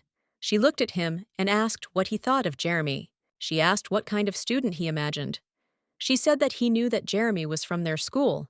She said that he was that brave boy with black hair and big red eyes. Hannah smiled and said that this boy's dream was to become a knight. But unfortunately, it was not in her competence. She smiled and said that she wanted his dream to come true. So she thought about training with the help of paladins. In fact, she had several reasons why a paladin should be Jeremy's teacher. First of all, these people are very kind and therefore will be able to accept Jeremy. Secondly, they will teach you to use the sword only for the sake of good and the protection of the owner. And the third reason was that it was all free. Moses thought for a moment. He wanted to refuse her, but looking at her closely, he saw puppy dog eyes. He wanted to say that he had no free time, but the young lady got ahead of him and said that they promised that it would not take him much time, since Jeremy was a very smart and capable boy who learned everything quickly. Hannah said that they could only practice for 2 hours a day, morning and evening.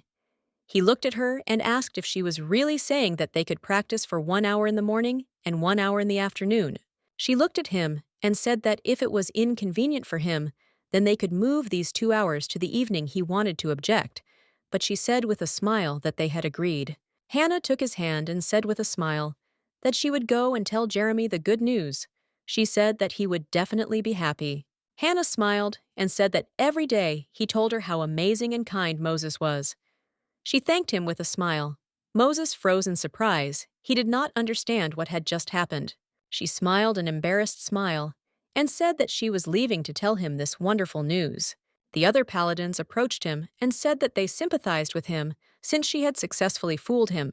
Hannah watched Jeremy with a smile. She was very happy. Masha watched Jeremy in surprise and asked what was so interesting about waving a wooden stick. Hannah smiled and said that this is his first lesson, and it takes time to learn. She said that Jeremy, may you become a great, beautiful, and noble knight in the future. Jan said that to become a paladin, one must be devoted to religion.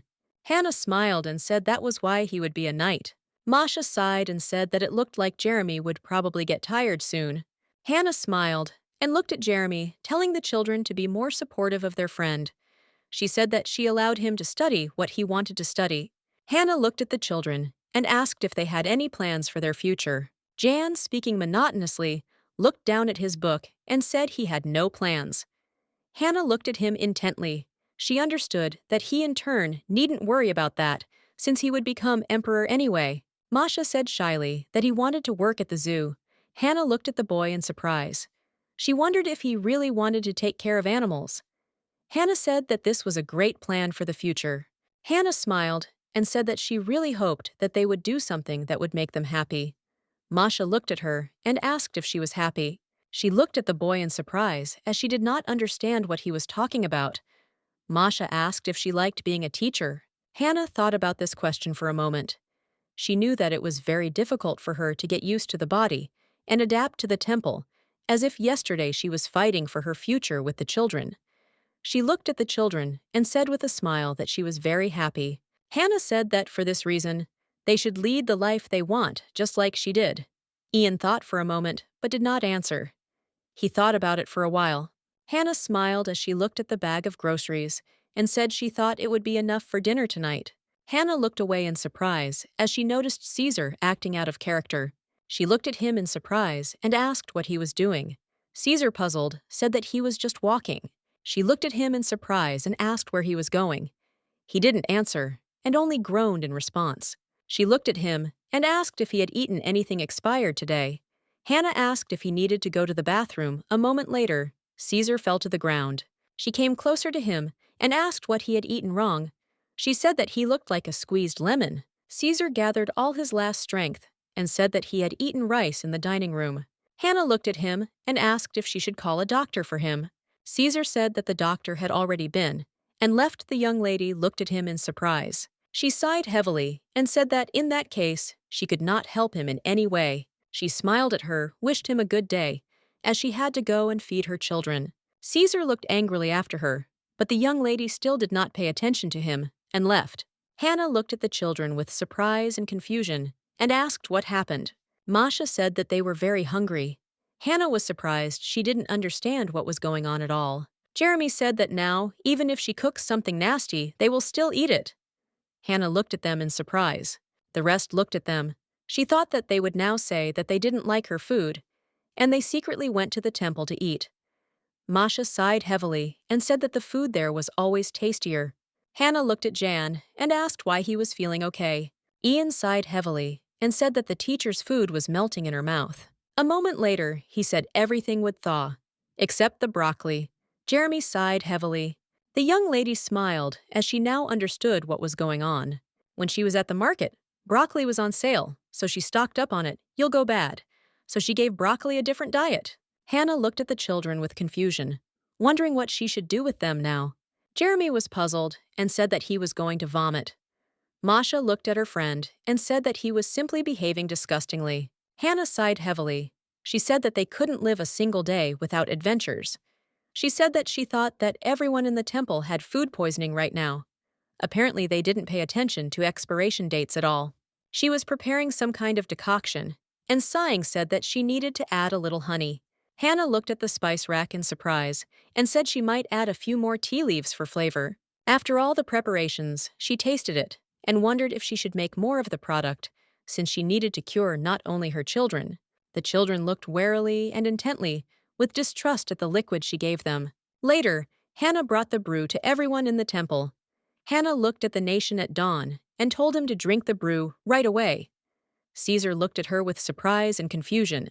Hannah said that she had prepared a honey decoction for them. She said that since he couldn't eat, he should try drinking it. Caesar, puzzled, told her to leave everything on the table. She looked at him and said that she would leave everything and the kettle. She said that he could share with other people if anyone asked him. Hannah wondered in surprise why she was doing everyone's work today. She realized that things weren't so bad anymore. Caesar knew he had no other choice, and shaking with pain, he sat down on the sofa. A moment later, he took the glass of honey infusion and began to drink it. He was a little puzzled, as the infusion was very sweet. Caesar looked at the glass in surprise, which was empty. He was in shock as he felt. Caesar looked at Curtis and asked if he was feeling better. Curtis smiled and said that it was exactly like that, and he also saw that Caesar had also become better. Caesar looked at his assistant with bewilderment and asked why he was cured. Curtis looked at him with surprise and asked if he didn't like it. Caesar said that it was simply very strange that the entire temple was healed in one day. He did not understand what the reason was. Caesar looked at Curtis in surprise and asked if he drank honey tea yesterday. Curtis looked at him in surprise. Curtis thought for a moment, and after a few minutes of reflection, he said that he had drunk the concoction that was given to him in the cafeteria. Caesar remembered how he had also drunk honey infusion yesterday and felt much better, and in the morning, everything had disappeared as if by magic. Caesar looked at Curtis and asked if he thought it was strange, since it wasn't a doctor who did it, but their teacher. Curtis looked at the nation in surprise and asked if he really needed to investigate this case. Caesar thought about it all for a moment. Curtis looked at the young lady and said that the clergy were proud of her concoction. She looked at him in surprise as she did not understand what he was talking about. She did not understand how they could be cured with simple water and honey. He looked at her in surprise and asked how she managed it. The young lady hesitated because she did not know what to answer. She smiled and said that it was all thanks to a spoonful of honey and a pinch of love, and clean water was also present in the decoction. He looked at her in surprise and asked if it was really only these ingredients that helped them. She looked at him and said that she added a few more leaves to the tea and nothing more. Jeremy ran up to Curtis and said that this was not the mentor's first brew. Curtis looked at the boy in surprise. Jeremy said that his legs were also cured with his help. Curtis looked at the boy in surprise. Curtis asked the young lady how she did it. She said that she mixed simple spring water and medicinal herbs. He asked her if she had heard of medicinal plants. The young lady said that, although it didn't matter, she just added whatever safe herbs that smelled good.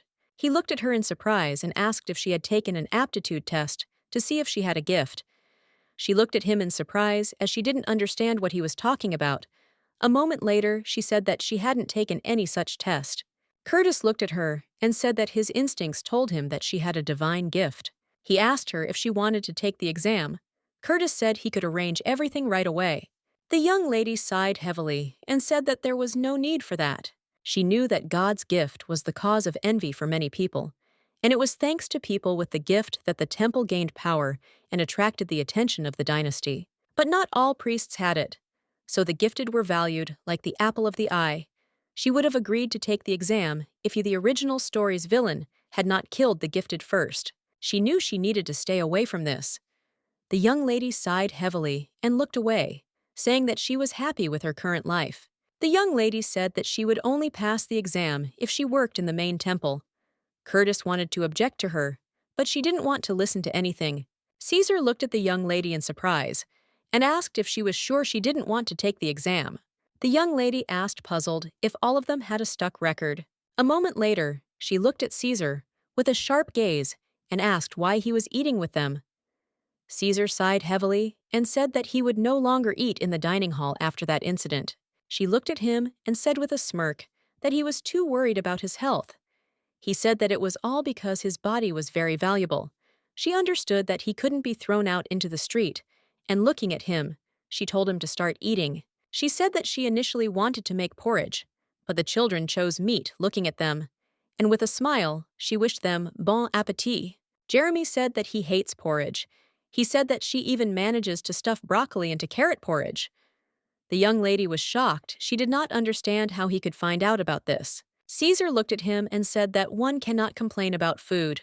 Hannah was shocked, since Caesar himself had recently complained about food. She looked at him and asked if she was right in thinking that he would not eat with them tomorrow. Caesar looked at her and said that he planned to eat with them until the dining hall improved the quality of the food. The young lady was shocked. She looked at him as he really annoyed her. She said with a smile that money doesn't grow on trees for her. Caesar looked at her and said that he could give her 5% of the budget. The young lady froze in shock. She was in shock and was ready to faint, but she still understood that she needed to pull herself together. She knew that she couldn't agree since this was money from the temple's budget. She looked at him and said that it would be better if he helped them with the cooking. The children looked at her in surprise. Caesar sighed heavily and asked with a grin if she really wanted him to help with the cooking. Ian looked at his mentor and asked if it wouldn't be more profitable to take the money. Hannah sighed heavily and told him not to make her regret what she had just said. Caesar looked at her and said that he would help. The young lady looked at him in surprise, as she did not expect him to say something like that. Hannah was shocked. She couldn't believe that he agreed so quickly. She wondered why he didn't even bargain. She was already regretting what she had just said. Jan looked at her and said that it would be better for her to take the money. Hannah was shocked. She didn't understand why he gave in so quickly and agreed. Jeremy looked at her and called out while eating meat with gusto. Jeremy smiled and said that Moses praised him today. Hannah looked at him in surprise. Caesar told Jeremy to chew first and then speak. Jeremy smiled and started talking about his fight with Moses.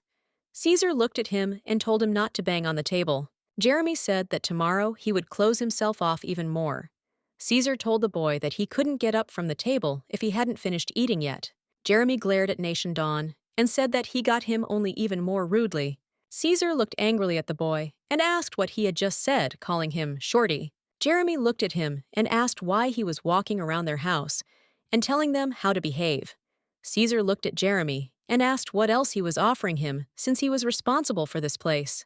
Hannah looked at Caesar and asked if he could argue with someone his own age. Hannah was puzzled. She didn't understand why he couldn't eat in peace. Hannah looked at Caesar closely and asked if he was really going to cook in that outfit. She asked where his apron was. He looked at her in surprise and asked what she was wearing. The young lady hesitated because she didn't know what to answer. Caesar looked at her intently and said that if she took up cooking, she needed to look appropriate. The young lady knew that Caesar in turn had an incredibly attractive appearance. She understood that if he wore more than just priestly clothes, he could easily pull off a model look.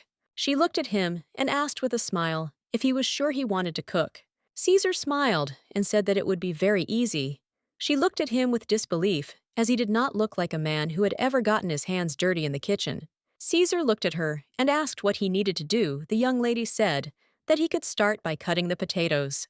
He looked at her sideways and said that it wouldn't be too difficult for him. The young lady looked at him, puzzled, wondering if he was being too self-confident. She knew that if he made a mistake, he would be done for. Hannah looked at Caesar intently and said that he was cutting the potatoes incorrectly. She said that Ian would not eat them like that. He looked at her in surprise and asked what she was talking about. She asked who cuts them like that. Caesar, puzzled, said that he tried his best. Hannah looked at him intently, without asking where all the potatoes had gone, and Caesar in turn could barely contain his emotions. Hannah in turn looked at him intently, with a smirk on her face. She found it funny to see this self-confident, impudent man peeling potatoes. He looked at her in surprise and asked if that was all the potatoes she had given him. She said there should have been twice as many. He looked at her and asked what else he should do. He knew he had to endure everything. The young lady looked at him and said with a smile that he needed to cut carrots. He looked at her in surprise and asked what she was doing while he was peeling potatoes. She smiled and said that she had been following him. Caesar looked at her, puzzled. She saw his angry look and said with a smile that she would help him. The young lady looked at him and said with a smile that the carrots needed to be chopped finely. She looked at him, puzzled, and asked who cuts carrots into such large pieces. I didn't say that children would eat them, and that it would be difficult for them to chew such large pieces. Caesar in turn was trembling with anger. He was furious, but a moment later he looked at her intently and asked if they would rather agree on payment from the budget. Hannah looked at him and asked why he had changed his mind so suddenly. Caesar looked at the young lady and told her to make him some tea. She sighed heavily and told him to brew it himself. Caesar looked at her intently and said that he was not feeling well. Hannah said furiously that he was just being selfish. She looked at him and asked why he couldn't do anything for himself. She looked at him and said that she was not his personal maid.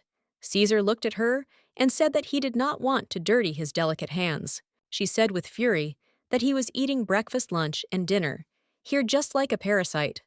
Hannah said that she did not have enough food to feed so many people. She looked at him and asked why he continued to come to them. Caesar looked at her and asked with a smile what she meant by parasite. He looked at Hannah and asked why she was acting so rudely towards him. A moment later, Hannah heard someone calling her, looked at the door with fury, and asked who else had come to see them. A moment later, Moses entered the room and apologized to her. If he had disturbed her, he smiled and said that he hoped she was not busy. She looked at him with surprise and a smile, since she didn't know that it was Moses who had come. She asked if he had really come from training. She asked if he wanted anything, for example, tea. Moses looked at her and said with a smile that he was not against it. But still, if it was not difficult for her to do it, she looked at him with a smile and said that, of course, it was not difficult for her and she would do everything easily. Caesar looked at her in surprise. Caesar looked at her in bewilderment and asked why she was so nice to Moses. The young lady looked at him in surprise and asked what he was talking about. Caesar looked at Moses and asked the young lady why when he came to her, she herself offered him tea. Hannah looked at Caesar and said that it was because Moses was teaching Jeremy. Caesar looked at Moses closely and asked if he had found himself even more work. Moses sighed heavily and said that he would not call it work. Caesar said that this violated their contract. Moses looked at Caesar in surprise and confusion and said that under his paladin contract, there are no restrictions. Caesar looked at the login floor and said with a grin that apparently he decided to act willfully since he works in a temple on the outskirts. Hannah was surprised by his task, but looked at Caesar and did not ask why he suddenly had such anger towards the paladin. A moment later, Hannah handed him a cup of tea. looked at him in surprise, and asked if he wasn't going to drink it. Hannah said it was okay if he didn't want to. But Caesar snatched the glass of tea from her with lightning speed. Caesar drank all the tea to the bottom. He looked intently at the young lady with a duck face. She thought that he was getting better after all, but she was still perplexed because she did not understand why he was smiling at her so radiantly. Caesar looked at the young lady and wished her luck with a grin. The young lady looked at Caesar in surprise and asked if all this hysteria was really just about tea. Hannah was shocked because she noticed that he had stolen her glass again. Curtis looked at Caesar in surprise and did not ask if he had brought another glass. Caesar smiled and said that leaving him here, Curtis told Caesar that this is why the teacher does not like him so much. Caesar said with a smirk that it wouldn't take much for her to like him, just choose one of the ideas as a student. Curtis looked at Caesar with surprise and confusion. He didn't understand what he was talking about. Curtis looked at Caesar and asked if he knew if the young lady had changed her mind about the exam. Caesar looked at him and said that the young lady said that she didn't want to, and there was nothing he could do about it. Curtis asked if he wasn't even going to report this to the main temple. Caesar looked at him in surprise and asked what he needed to be told. He asked if he really needed to be told that the teacher had prepared some delicious water with honey. Then he looked at him and said that that was not what he was talking about. Curtis said the gift of healing is one of the rarest, and following the rules they must report other people. Caesar looked at his companion in surprise and asked if he looked like someone who followed the rules. The priest sighed heavily. He understood that it was useless to say anything. Curtis looked at Caesar and asked if he thought the truth would come out sooner or later. Caesar looked hard at his companion and said that he did not want to think about it. Curtis, gritting his teeth, said that he had warned him. A gift from God, despite the will of its owner, will always find a place for itself. This is fate which no one can decide. Emerald Meadow with a teacher and children. He knew she might disappear if the temple learned of her gift. Caesar knew he couldn't let this happen, and he said to himself that he would pray for them. Time flew by in an instant. My pleasant memories of her life with the children fit into a large book. I was so carried away that I didn't notice how the end of their 4th summer together had come. Hannah looked at Caesar in surprise and asked where the children were. He came closer to her and said that they were all outside. Hannah was taken aback and shuddered as she realized that this was a disaster. She was shocked as they mounted the ostrich again. The young lady looked at them intently and told them to go into the house to wash their hands and sit down at the table to eat. Caesar looked at them intently and said that, frankly, speaking, the cocoa did not look like an ostrich or even a bird at all. The young lady was taken aback and asked what he called this giant chicken. He said that it was neither a chicken nor an ostrich. He looked at the animal with puzzlement and said that he had seen something similar somewhere before. The young lady looked at him in surprise and asked if he really saw something similar to their cocoa. Caesar said that everything was exactly like that. And in the main temple, he read a book about ancient demons. The image of the ancient demon is different from the one people imagine him to be today. After all, now he is just a low-ranking monster. The original demons were intelligent beings that could use magic. The young lady sighed heavily and told Caesar not to talk nonsense since they no longer existed. She said with a smirk that it was hardly possible to call Coco an intelligent creature. Some time later, Moses came up to them. He looked at the young lady and said that she had previously said that Coco hatched from a strange egg. Moses looked at the young lady and asked if that was not the case. The young lady looked at him intently. Caesar looked at the paladin and said that it seemed like he was here too often lately. Moses looked at Caesar and said with a smile that he was also here very often, instead of being in his office and doing business. The young lady approached Moses and said that everything was correct, and Coco had hatched from a rather strange egg. Moses thought for a moment and said that in order to knock out the demon, he would need a large amount of mana, but the magicians that possess such an amount of mana had long since disappeared. Moses looked at everyone and said that this was simply impossible, so he thought it wasn't him. Caesar said with a grin that they would live and see whether it was true or not. A moment later, the teacher was called to the children, and she looked at them in surprise. The boys looked at her closely and said with a smile that they had already washed their hands. Jan looked at Caesar in surprise and said with a dissatisfied face that he had come to them again. Caesar looked at him intently and told him not to forget to do good and offer help to those in need. The boy in turn thought about it, but still agreed with him. Hannah looked at Jeremy and asked if he had improved his fencing skills. Jeremy nodded and said that he had certainly improved. Moses said with a smile that Jeremy was very talented. Hannah smiled and asked Moses if Jeremy could become a knight. She knew that being a knight was still better than being a mafia boss who terrorized the empire. Moses smiled and said that he thought he could become a knight. Moses asked her if she was against Jeremy entering the Knight Academy. The young lady looked at Moses in surprise, as she did not expect him to ask her something like that. Moses said that the temple is responsible for children up to 15 years old, but one can enter the Knight Academy from the age of 13. The young lady looked at Moses in surprise and asked what kind of place this was. Moses said that the Knight Academy was no different from other schools, and it was simply the perfect place to develop one's talent for fencing. Moses said that it would take 3 to 10 years to study, but if Jeremy was successful, he would be able to live in a dorm and receive a scholarship. But of course, he would have to pass an entrance exam first, but he didn't have to worry about that. The young lady looked at the boy with surprise and intently and asked if he wanted to become a knight. Jeremy smiled and said that of course he wanted to. Hannah smiled and said that this was very good, and they could discuss everything after eating. He smiled and agreed with the mentor. Seeing Jeremy's joy at being able to become a knight made her realize how close their separation from their children would be. She was puzzled because a sudden feeling of loneliness came over her. The young lady decided to take a short walk in the fresh air after a good dinner. She knew that on the day the children left the temple, she would also have to leave it. After all, by that time, the temple school would be closed, all because Caesar would send orphans to the main temple, as well as other large temples that are not far from the center. She knew that this place was definitely approaching disappearance. The young lady understood that she, Masha, and Jan should already think about their future. The young lady sighed heavily and wondered if the cook was sleeping. Now she said that she needed to look into the chicken coop. A moment later, someone asked her if the chicken coop was destroyed. The young lady was taken aback and frightened. She looked around in surprise and asked who had just said that. Caesar looked at her and asked with a smile when she would stop being so scared. He looked at her and asked how many times he had told her that she should sleep in her room at night. The young lady sighed heavily and said that fresh air helps her to relax. He looked at her and asked if he could inquire about the reason for her sighs. She sighed heavily and said that nothing special, she was just thinking about the immediate future. He looked at her and said with a smile that if she still had no plans, she could always take the exam. The young lady understood that she had no plans to risk her own life.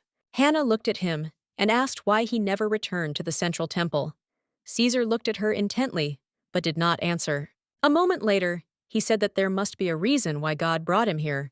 She looked at him intently and thought, since she had not heard him make excuses for a long time. He said with a grin that he seemed to have an interesting excuse. The young lady was shocked since she had not said that at all, and he sat down himself. He understood. They talked with Caesar all night about the insignificant temple and its stories. She looked at him intently. The young lady was enchanted. The moon was beautiful that night. Hannah looked around. She wondered why it was so noisy. Looking out the window, the young lady saw a lot of people. She looked at Curtis in surprise and asked why there were so many people here.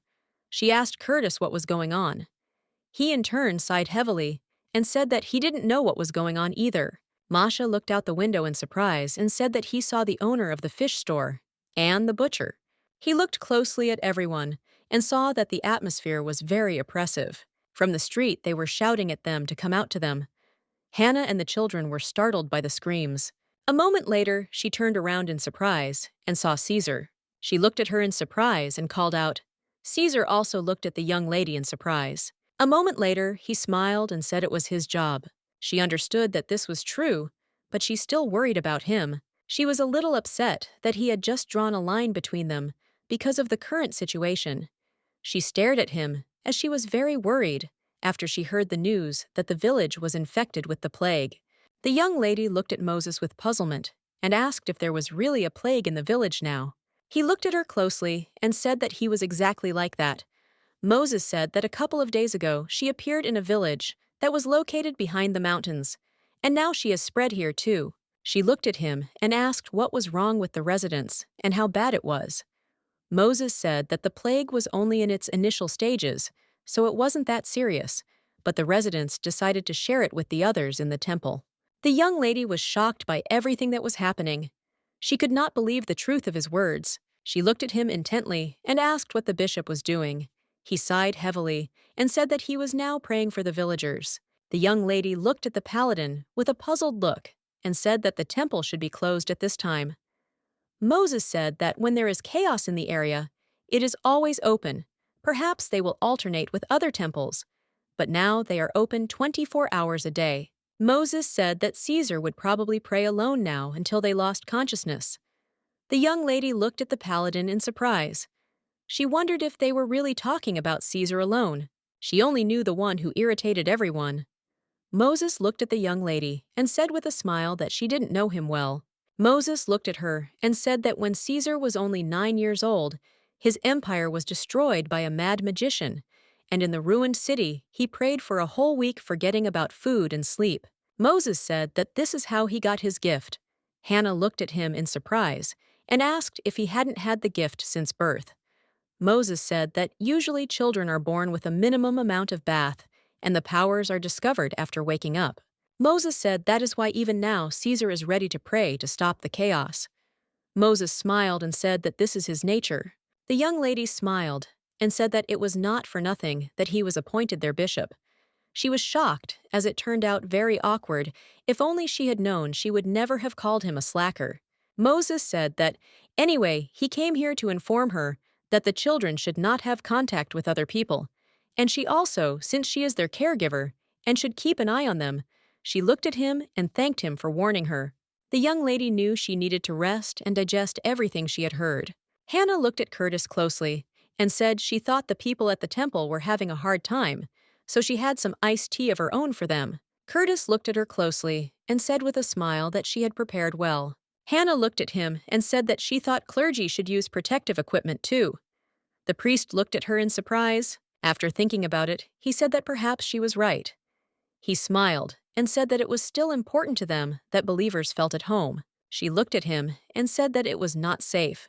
Curtis told Hannah that she still should not worry, because if suddenly one of the priests forgot to go, then he would be immediately sent to the main temple, where they could heal.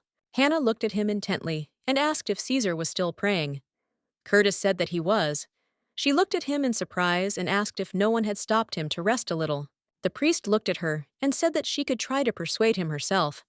She looked at him and asked what his first meeting with Caesar was like. He said that they met when he went to serve as a priest in the main temple. The young lady looked at him intently and said that it turns out that they are quite close to Caesar's. Curtis smiled and said that Caesar was like a god to him. Curtis said that he was one of the many people that Caesar had saved. He said that Caesar's gift was able to seal the monsters from the Black Desert, so the people of the empire should be grateful to him for their lives. The priest said that he grew up in a city located on the edge of the Black Desert. He said that after that disaster, he could count the number of surviving friends and relatives on the fingers of one hand. He said that if it were not for Caesar, then they and the empire would have long since ceased to exist. When he saw how Caesar saved thousands of lives, he swore to serve him forever. Curtis said that because of what happened, Caesar often sleeps, and all because the barrier located in the desert absorbs his powers. The young lady was very surprised, because the more she learned about him, the more she realized how wrong she was about him. She looked at the priest in surprise and asked why this story was not known throughout the empire. Curtis said with a smile that Caesar did not want to make it public. The young lady thought for a moment, as she knew that if she were the one to save the world, she would tell everyone about her greatness. The priest smiled and did not say that they had no right to condemn him. Hannah looked at the priest intently, but said nothing. Now she understood why he sometimes behaved like a parasite. Masha sighed heavily and said that today their high priest was also praying. Hannah looked at them closely and smiled and told them to follow his example. She said that they could pray and be good people. Ian looked at her and asked if she hadn't said that the high priest was a parasite. Masha said that she had said that the priest was a complete slacker. Jeremy, in turn, said that she had cursed him in every possible way. The young lady sighed heavily. She knew she had made a huge mistake looking at them. She said that everything was just fine, thought about it, and realized that she was wrong to speak so badly about him. They looked at their mentor and asked how much longer they would have to remain in quarantine. Jeremy said that he heard that hundreds of people died in a village nearby.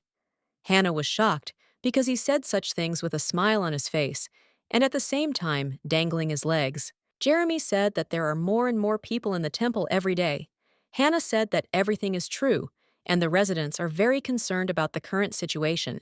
Jeremy glanced sideways at the teacher and said that he heard what was said, that if you come to the temple, you are less likely to get sick. Hannah looked at him in surprise and asked who told him that. Jeremy looked at the mentor and said that Moses told him about this when he gave out the book on fencing. Hannah looked at him in surprise. Hannah looked at the boy and asked him if he believed that God could stop the epidemic. Jan looked at them and asked how else it could be explained that none of the clergy had become infected yet, and that there were so few sick people in their village. Hannah looked at them in surprise. Jan said that this is why there are rumors that this is a blessed place. Sometime later, they noticed that people from the port came. Hannah looked at Jan in surprise and asked how he knew. Jan said that if you look closely at the material of the clothes, you can notice some differences. In addition, the man is wearing boots and a fisherman, which are not worn in their village. He looked at his friends and asked them what they thought. He asked them why, exactly, the temple remained uncharged. The guys froze in bewilderment. Hannah just smiled and did not answer. Masha smiled and said that it was not difficult to guess about it. Jeremy also said with a smile that even he knew. Hannah looked at them in surprise and asked what they were talking about. Masha smiled and said that it was so funny that she was the only one who didn't know why their temple was blessed. Hannah looked at Ian in surprise and asked if he knew too. Ian in turn sighed heavily. Looking at the teacher, Hannah called the children. In surprise, she asked if they were really going to leave her in this state of confusion. Masha looked at the teacher and asked if she would bring them tea. Kana smiled and said that she would bring everything since she had completely forgotten about the tea that she had wanted to bring them earlier. She sighed heavily and said that she didn't have much time and she still needed to boil some water. A moment later, she said that she was running to do everything. The children looked closely after her and said goodbye. Hannah was carrying a full kettle of water and was shocked because it was too heavy. A moment later, someone put a hand on her shoulder. She shuddered and turning around screamed. Caesar looked at her sharply and asked if she could stop being afraid of him. The young lady looked at him sharply and apologized. She said she was too focused on not dropping the teapot. He looked at her in shock. Hannah looked at his face in surprise, as it was very pale. She asked what happened to her. Caesar looked puzzled and said that he felt like he was about to die. He asked if he could have some tea. She looked at him puzzled and said that she would do everything now. Hannah looked at Caesar closely and asked if he had slept at all. Caesar said that he had not slept.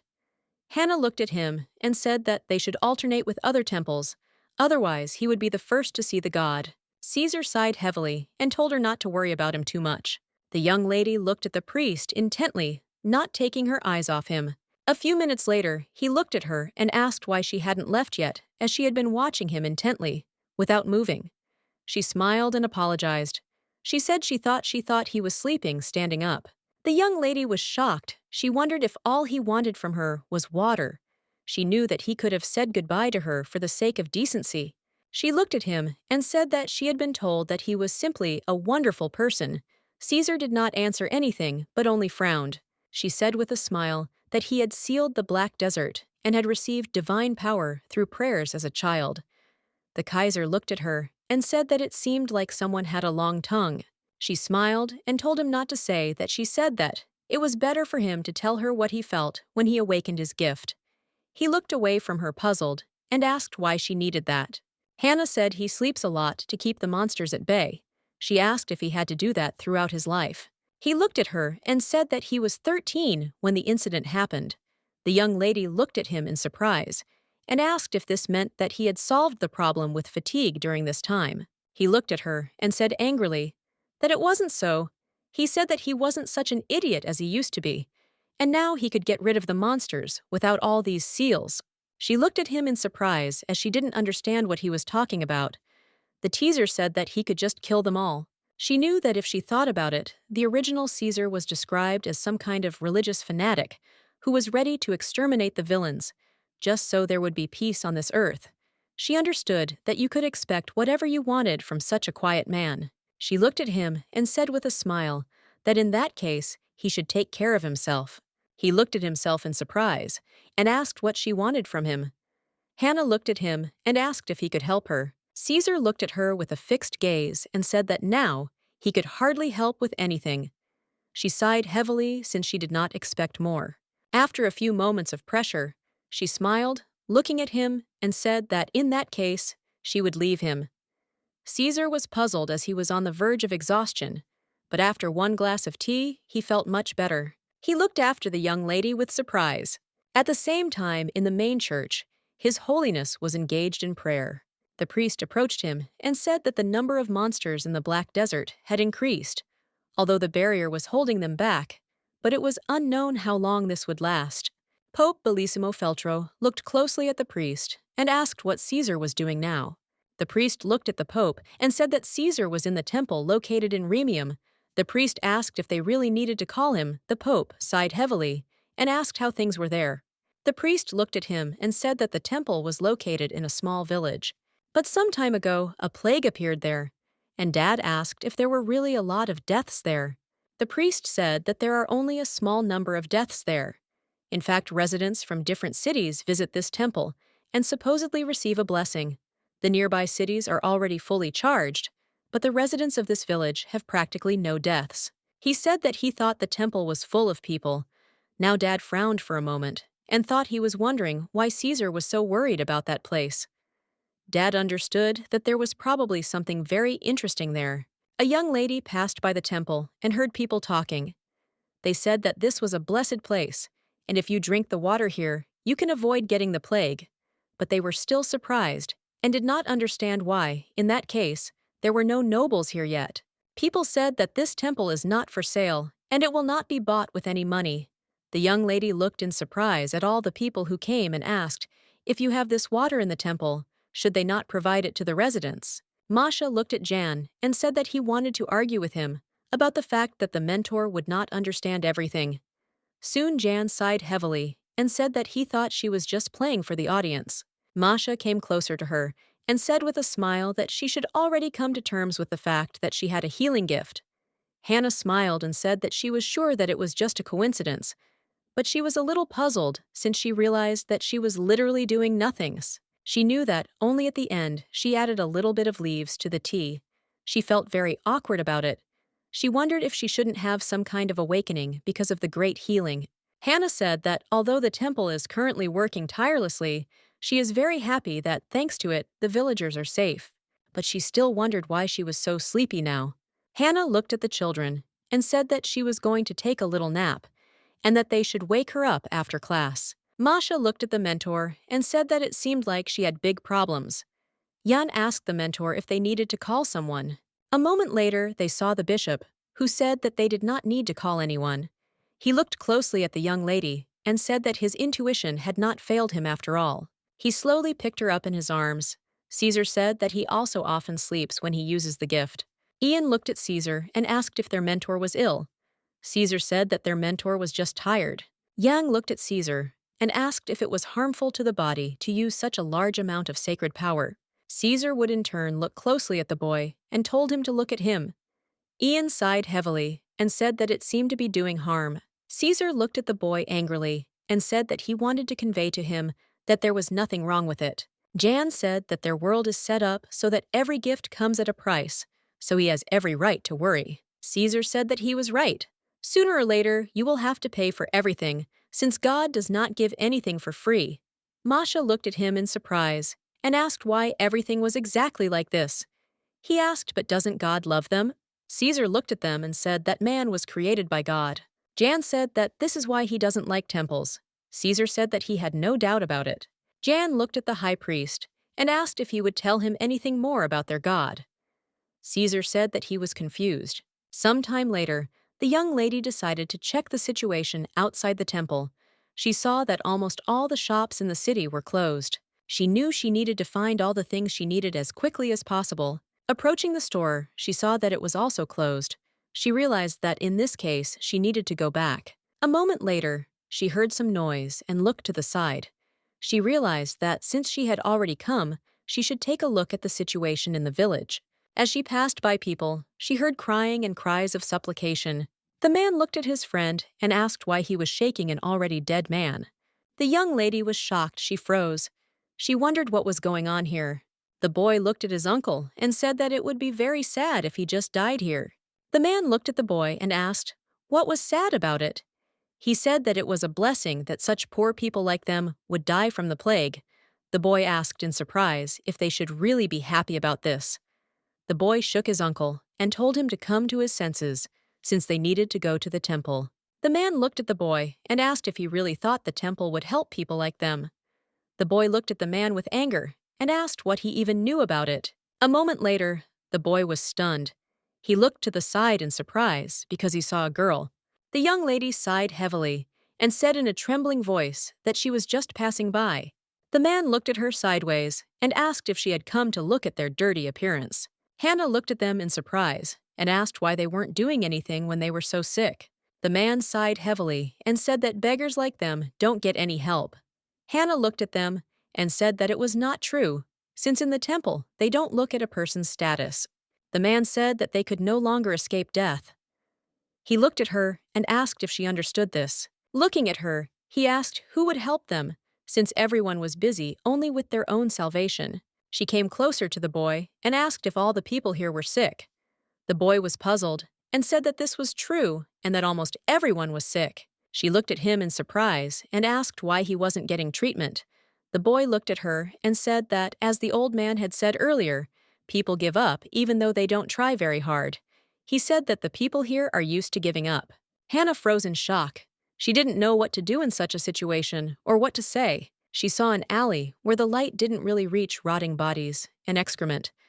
A debilitating stench. She realized that if death had a smell, it would probably be like this. She understood that the place she had just looked into was only the tip of the iceberg. A moment later, the man began to cough, and blood began to pour from his mouth, and the boy in turn called for his uncle. The boy said that not everyone here is a beggar.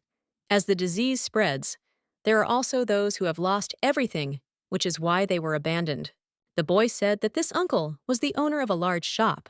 The boy said that, because of his illness, his sons abandoned him here. Hannah was in shock and could not believe such a thing. The man coughed again, and the boy hurriedly ran to him and started calling him. The boy screamed and asked the man to wake up, but he did not answer. The old man looked at the boy and said that in the end he gave up his spirit. The old man told the boy to close his eyes. Hannah could not stand such a sight, as she felt sick from everything the old man looked in her direction, and said that if she did not want to get infected, she should leave this place. The young lady ran without looking back. It was hard for her to endure this. A few minutes later, she stopped to collect herself.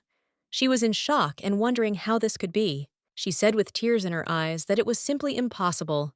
Hannah knocked on Caesar's door, and he said she could come in. Caesar asked in confusion what had happened, and the young lady called out to him in a trembling voice. He looked at her stunned look in surprise and froze. She called him several times. Coming closer to him, she said that the village was in complete chaos.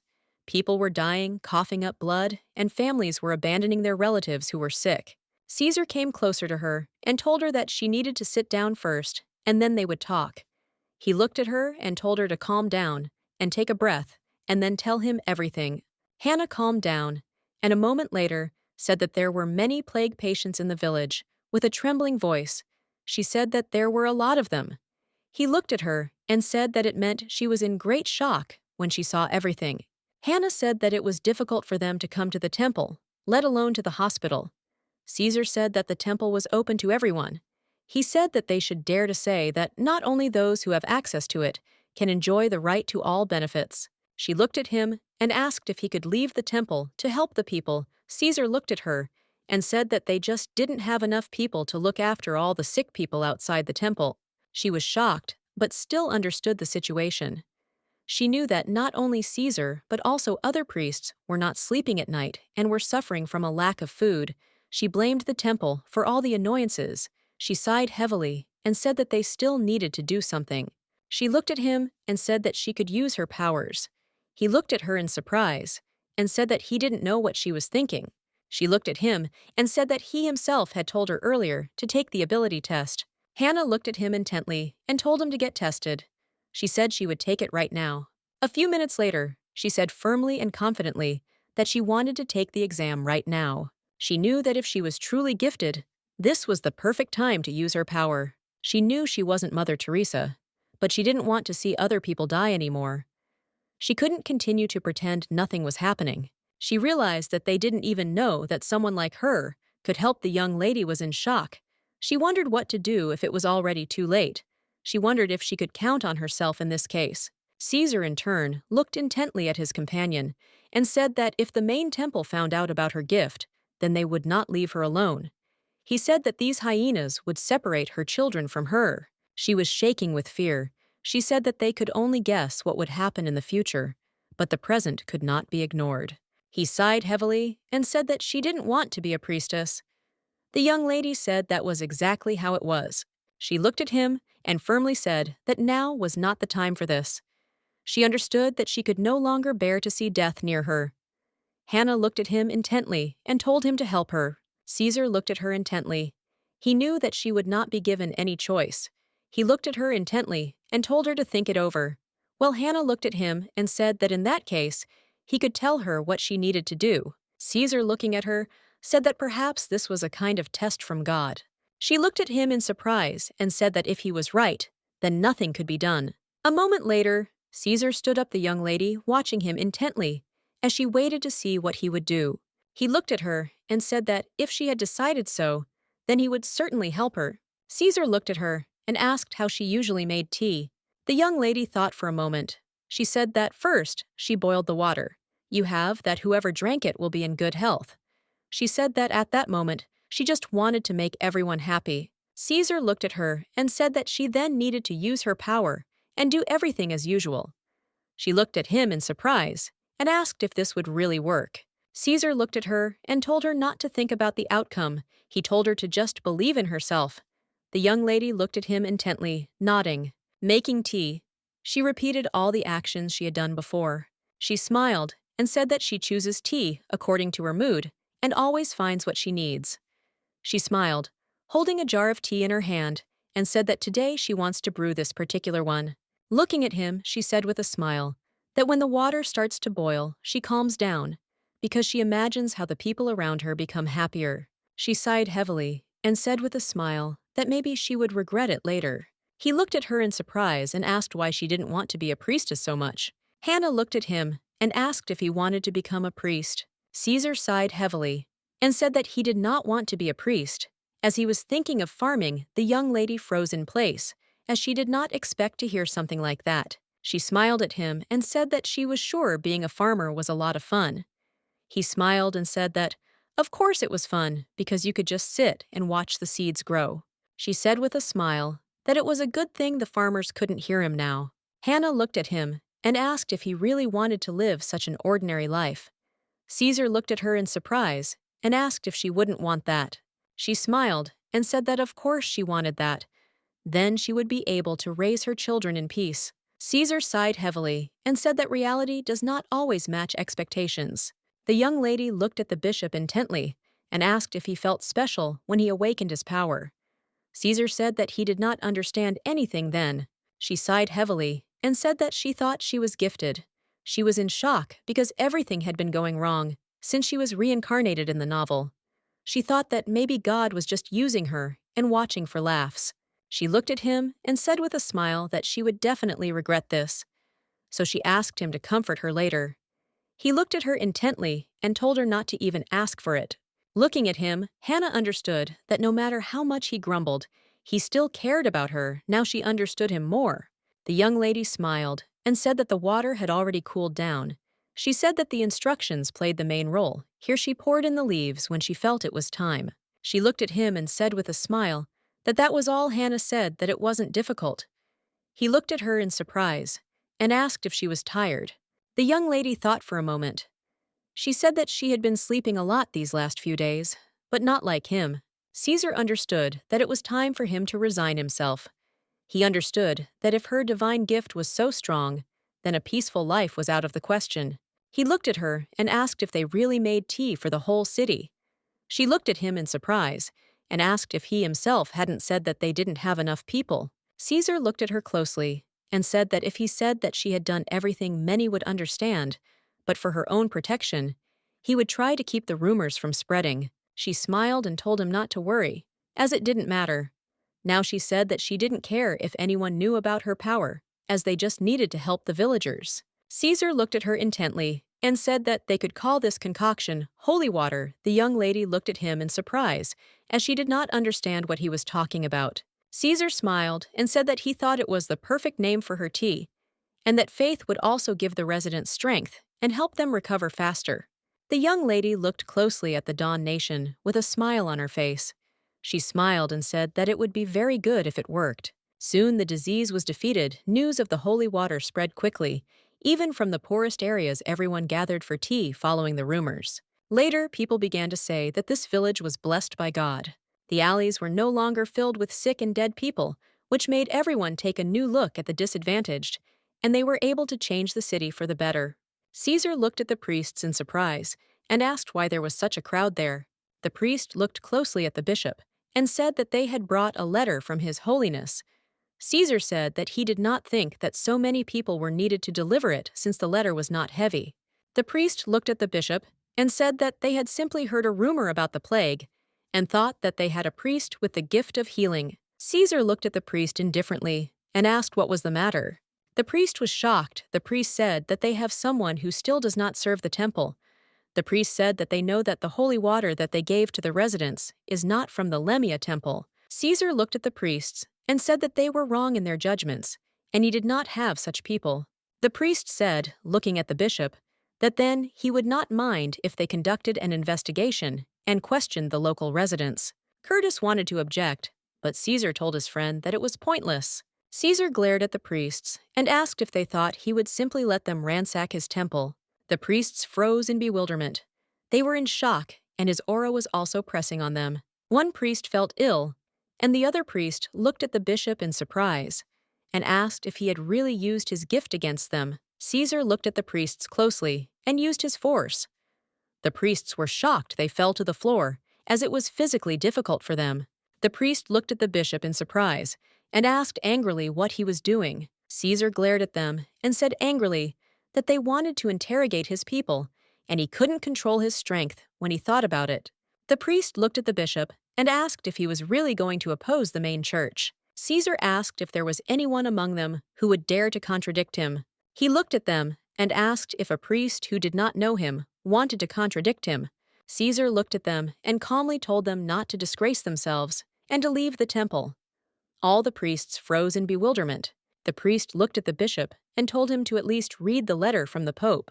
Caesar said that when he had time, then he would read it. Caesar smiled and told them to give his regards to the old man. Curtis looked closely at Caesar and asked if he was okay. Caesar sighed heavily and said that he just hoped they understood everything he said, that he should still read the letter from the Pope. The Pope wrote to him that he didn't know how his 3-year vacation in the village had gone, but during that time, the world had changed a lot. He wrote that, of course, there was no point in telling Caesar about it since he didn't care at all. He wrote that problems had arisen with the Black Desert. The Pope wrote that he had no idea how to get rid of her. He wrote that the temple really needed Caesar, and they also needed people who had the gift of healing and fighting, since they would be useful in that damn place. He wrote that many could suffer, so the Pope advised him to immediately start looking for a priest of healing. He told Caesar to find a man immediately. The Pope also wrote to him asking him to return his priests safe and sound. He wrote that he would pray for God to protect him. Caesar threw the letter away in anger. He sighed heavily and said that it was just a waste of his time. Caesar was puzzled. He understood that one day the truth would come out, and it seemed that the Pope already knew everything. Caesar understood that it was all bad timing, since he did not want to separate her from the children right now. Caesar looked at Curtis and called him. He looked at him in surprise. Caesar told Curtis to tell those idiots who left that he was ready. Curtis looked at the young lady and said that it looked like she would have to take an exam. Now the young lady understood why such a crowd of priests had come to the temple. She realized that they had come for her. Curtis looked at her and said that the bishop of the main temple seemed ready to take the exam. She looked at him in surprise and asked what would happen if she did pass the test. He said that usually the main temple immediately drags people like her to itself to make them priests or clerics. She looked at him in surprise and asked if she would really have to leave. Curtis looked at her and said that she would have to leave, but not right now. She looked at him in surprise and asked what did she mean. Curtis looked at her and said with a smile that she could live there until the children left the temple. The young lady was shocked and wondered if he was serious about telling her all this. She wondered if she shouldn't have been dragged there by force due to the lack of people with the gift of healing. She had heard that people like her were practically taken prisoner. Curtis looked at her and said with a smile that these were the conditions that Caesar had set. He said that Caesar had decided that it was better for her to stay with the children until they grew up. The young lady was surprised. She had previously thought that he did not like her. She wondered if he had done this for her sake. She looked closely at Curtis and asked what the temple would take from Caesar. For such conditions, the devil said that he would participate in the destruction of monsters in the Black Desert. The young lady was shocked. She realized that it was her fault that he had to go to the battlefield. Curtis looked at her and told her not to worry, since Caesar would have been sent there anyway. He smiled and said he just wanted to let her know the test was coming. The young lady looked at him and thanked him. She continued to stare after him for a while. She knocked on the door and asked Caesar if he was there. Caesar said that she could come in. Entering the room, she said that she hoped that at such a late hour she had not disturbed him. He looked at her in surprise and asked why she was there. Hannah looked at him and said that she came to him because it was her fault he was leaving. Caesar said that this was not. So he looked at her and with a smile asked if she seriously thought that it was only because of her that he was going into the desert. The young lady said, puzzled, "Of course not." Of course she knew he was a great priest who was destined to save the empire. He looked at her and told her not to serenade him, since there were a lot of his admirers besides her. The young lady was shocked she came to him just to talk, and he again put her in an awkward position because she still felt obligated to him. Caesar said he would have gone there anyway, but now they both won. She looked at him and thanked him with a smile for everything he had done for the children. Caesar looked at her intently, but did not answer. She knew that he always took care of them, and also kept a close eye on their finances. She looked at him and asked when he was leaving. Caesar said that first he needed to go to the main temple to consult about a suitable day for the trip. She sighed heavily and said that she hoped that it would not happen soon. She understood that she had done little for him. She knew that lately he had not eaten anything at all and looked very tired. Caesar looked at her and, sighing heavily, told her to communicate with him as usual. She smiled and said that she would certainly tell the next generation how wonderful he was. Caesar said that she did not need to do such a thing. He looked at her and asked if she was going to build monuments to him. She smiled and said that it was just a wonderful idea. He looked at her and asked if she knew that everything would be deducted from her salary. She looked at him and, with a smile, asked if he would mind something simple, small in size. Caesar said that she could chat about all sorts of nonsense outside his office, since she was distracting him. The young lady was shocked, since she was pouring out her soul to him, and he was saying such words to her. She looked at him and said that anyway, she wanted to thank him for everything. She smiled and said that she hoped that one day she could repay him. Hannah said that in that case she would leave him. Caesar, in his usual manner, only waved his hand. The young lady looked at him intently as if saying goodbye, and it seemed to her that their dialogue was over. It was strange, but that was not a bad thing. She understood that this was where his authority ended. A moment later, he called her. Hannah asked in surprise if he really wanted to tell her something. Caesar said that he just thought and decided that he should correct her. A moment later, Caesar said that he didn't do it for the children. Hannah looked at him in surprise, as she didn't understand what he was talking about. He sighed heavily and said that he did everything not for them and the villagers. She looked at him in bewilderment and asked what he was talking about now. Caesar looked sideways at the young lady and said that he did everything for her. Hannah was shocked. She looked at him, puzzled, and asked if he really did everything for her. She could not understand what he was talking about, and his words seemed incredible to her. She was confused because he had previously asked her if she seriously thought that it was only because of her that he was going into the desert. Caesar looked at her intently and said that he just didn't want her to forget about him. He said he would be glad if she remembered him all the time. After these words, he told her to leave quickly. She looked at him in surprise, wondering if he was in a bad mood again. Masha looked at Coco with a smile and asked if they would really sleep together tonight. He looked at his pet in surprise and asked how his black plumage could be so shiny. He knew that the mentor had told him earlier that they couldn't sleep together, but he still thought that for one night they could make an exception. He looked at him and said with a smile that they would live happily ever after with him. He hugged his pet tenderly as he was happy to be near him. The next day, Hannah entered Masha's room. Hannah was shocked because she saw that Masha was sleeping with Coco, and the boy had an unhealthy look on his face.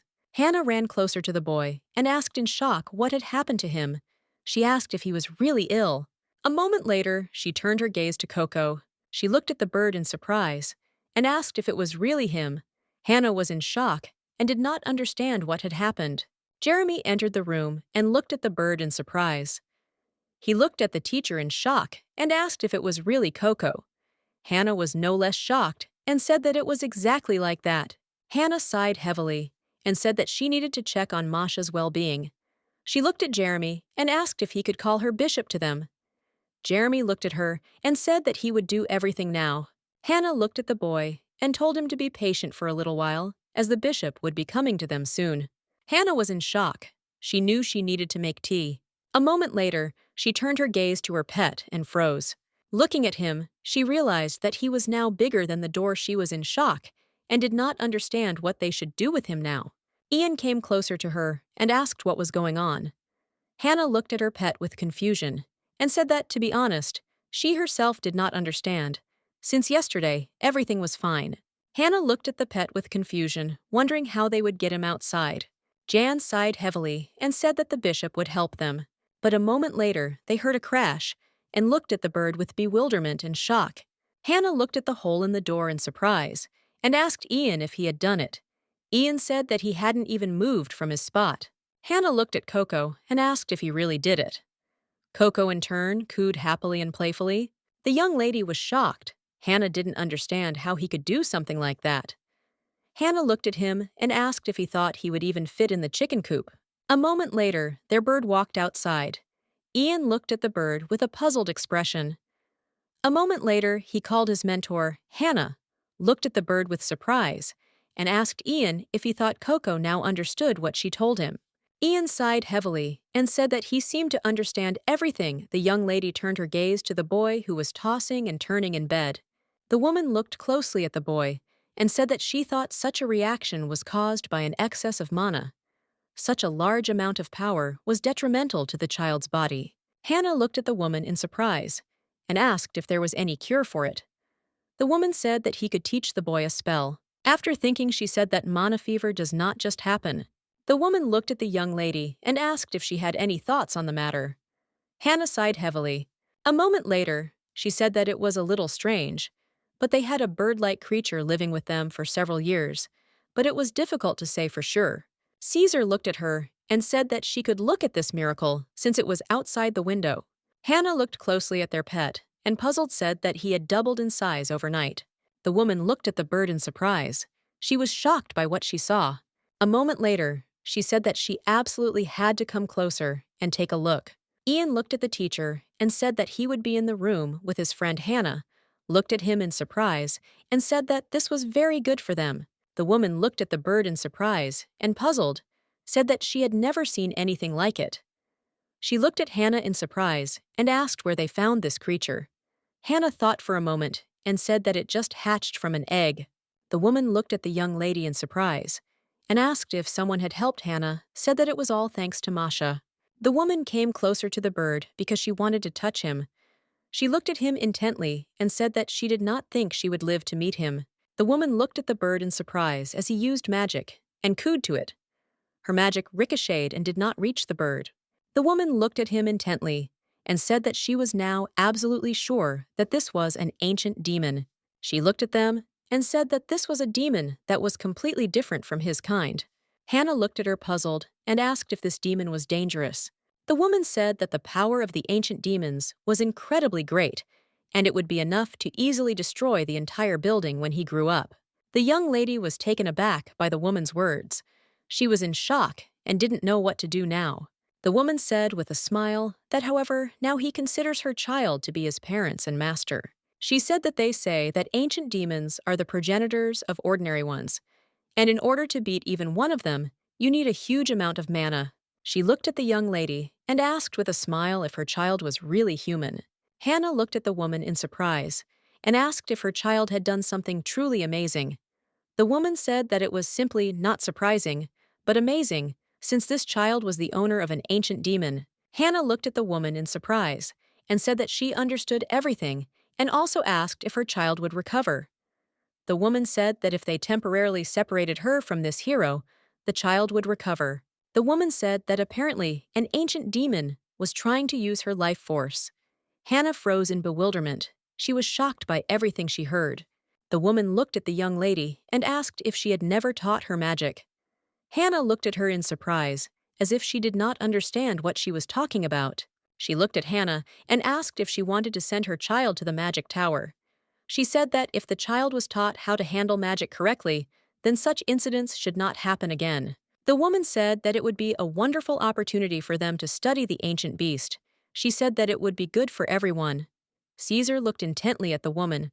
Hannah, in turn, froze in bewilderment. She did not know what to answer her. A moment later, she said that her child should decide everything himself, since if the child does not want to, then she is not going to force him. The woman said that when the child gets better, she should definitely tell him about the possibility of getting into the tower. The young lady sighed heavily, but still agreed with the woman. Hannah looked at Jeremy and asked if he was going to go to Night Academy. Jeremy said that of course he was going to do so. Jeremy smiled and said that Moses even said that he wrote a recommendation for him, so he will go there to become the strongest. Hannah smiled and said that he will become a great knight. She smiled and told him not to forget about his beautiful mentor. A moment later, she saw that he was laughing, and very hard. The young lady looked at him in surprise, as she did not understand why he was laughing, because she was speaking seriously. Hannah looked at Ian and asked what he would like to do. Jan in turn said that he didn't know, and she looked at him in surprise. A moment later, she told him with a smile to think about it, since he was a very smart boy, and probably already had some plans for the future. He looked at her intently and said that he had no plans. Hannah said, looking at him, that it was time for him to think about the future, since he was already an adult. She smiled and said that the main thing was that he was happy. He looked at her intently and agreed. Hannah was a little surprised, as if she was talking to a wall. She knew that he had not shown any enthusiasm last time either. The young lady looked at him and said with a smile that he still had time to think about it.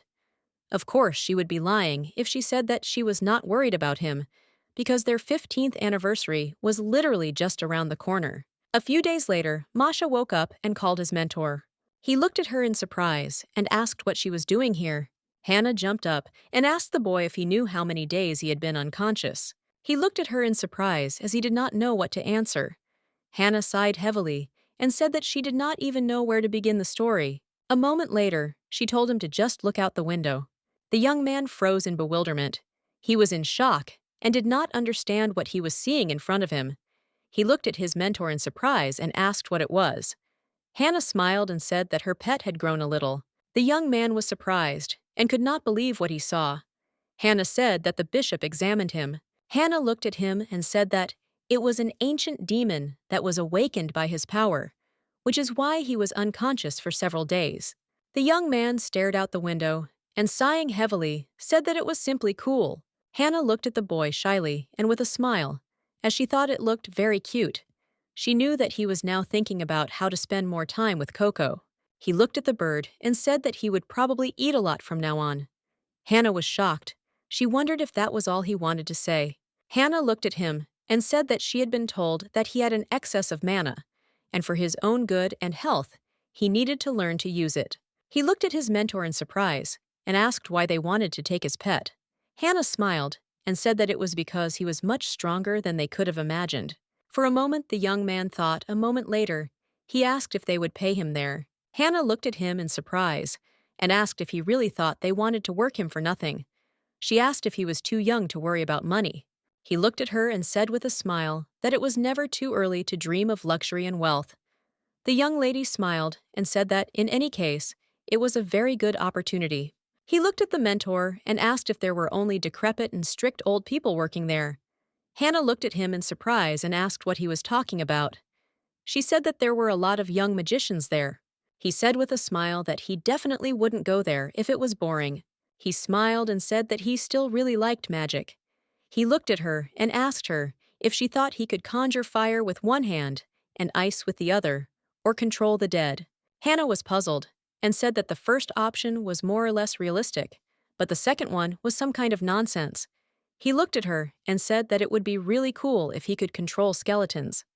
Hannah sighed heavily and said that it was not cool at all. He looked at her and asked if it was time for him to leave the temple already. Hannah said that it was not yet, but he himself had to decide when he wanted to leave. He said that he had to talk to the magician first. He looked at his mentor and said with a smile that one day their paths would all diverge, but he still hoped that he would not be the first to leave. Hannah was shocked because she couldn't even imagine what he would think about it. Hannah came closer to him and said with a smile that it was never too late to visit. He smiled and said that was exactly what she wanted to tell her. Later, the magician introduced them to the school. That day, the boy behaved differently than usual. Hannah was very glad to see how seriously he took all this in the end. He still decided to leave the temple for the tower, and this was expected. She looked at the letter and asked if it was for her. Caesar said that it was for her, since it was addressed to their school, and therefore was under her responsibility. She asked in surprise who the sender was. Caesar looked at her and asked if this was a love letter. The young lady could hardly contain her laughter. A moment later, she said with a smile that he seemed to have a good imagination, that if she opened this letter, there would be something personal in it anyway. He thought that it was still strange that you sent the letter to the shelter and not to the addressee personally, and usually it means bad news. The young lady froze in bewilderment and shock. He looked at her and asked what was in the letter. Hannah, after thinking, said that this letter was from the Duke. Looking at Caesar, she said that the Duke wants to take John away. The message was very clear. He recently returned from a trip and heard about John, and now he wants to become his guardian. Caesar sighed heavily and said that of course this would not end well, but would only lead to many deaths. She looked at him in surprise and asked if he was trying to hide the boy. He said that there were attacks, and she should have heard for herself what was happening now in the imperial family. The entire imperial family is struggling to gain power, so all this time, the Duke has been conquering lands in the desert to gain as much power as possible. She knew that it would be obvious that sooner or later another player would appear on the battlefield, and that player was Yang the Emperor's illegitimate son. Hannah looked at him and asked if it was bad news. She said that he didn't know Ian well. Caesar looked at her closely and said that Yang was not what he seemed all this time. He was hiding his claws under his gloves, and with his indifferent look, he hid the desire to achieve something more. She looked at him in surprise and asked what nonsense he was talking about. She said that he knew Jan as well as she did. Caesar looked at her and asked if she ever paid attention to the books the boy was reading. He said he had read books such as How to Rule an Empire, History of Rulers, Convinced Monarchy, New Age of Empire Kingdom Under Tyranny. Caesar said, looking at the young lady, that the boy seemed to be preparing for this day. She thought for a moment and said, "It seems like he was waiting all this time to take revenge on his father." Caesar said that sooner or later, everything would come back to the emperor like a boomerang. He said that the boy was very smart, so he didn't think that anything bad would happen to him. He said that he probably already had his own plan. The bishop said the boy was in his natural habitat.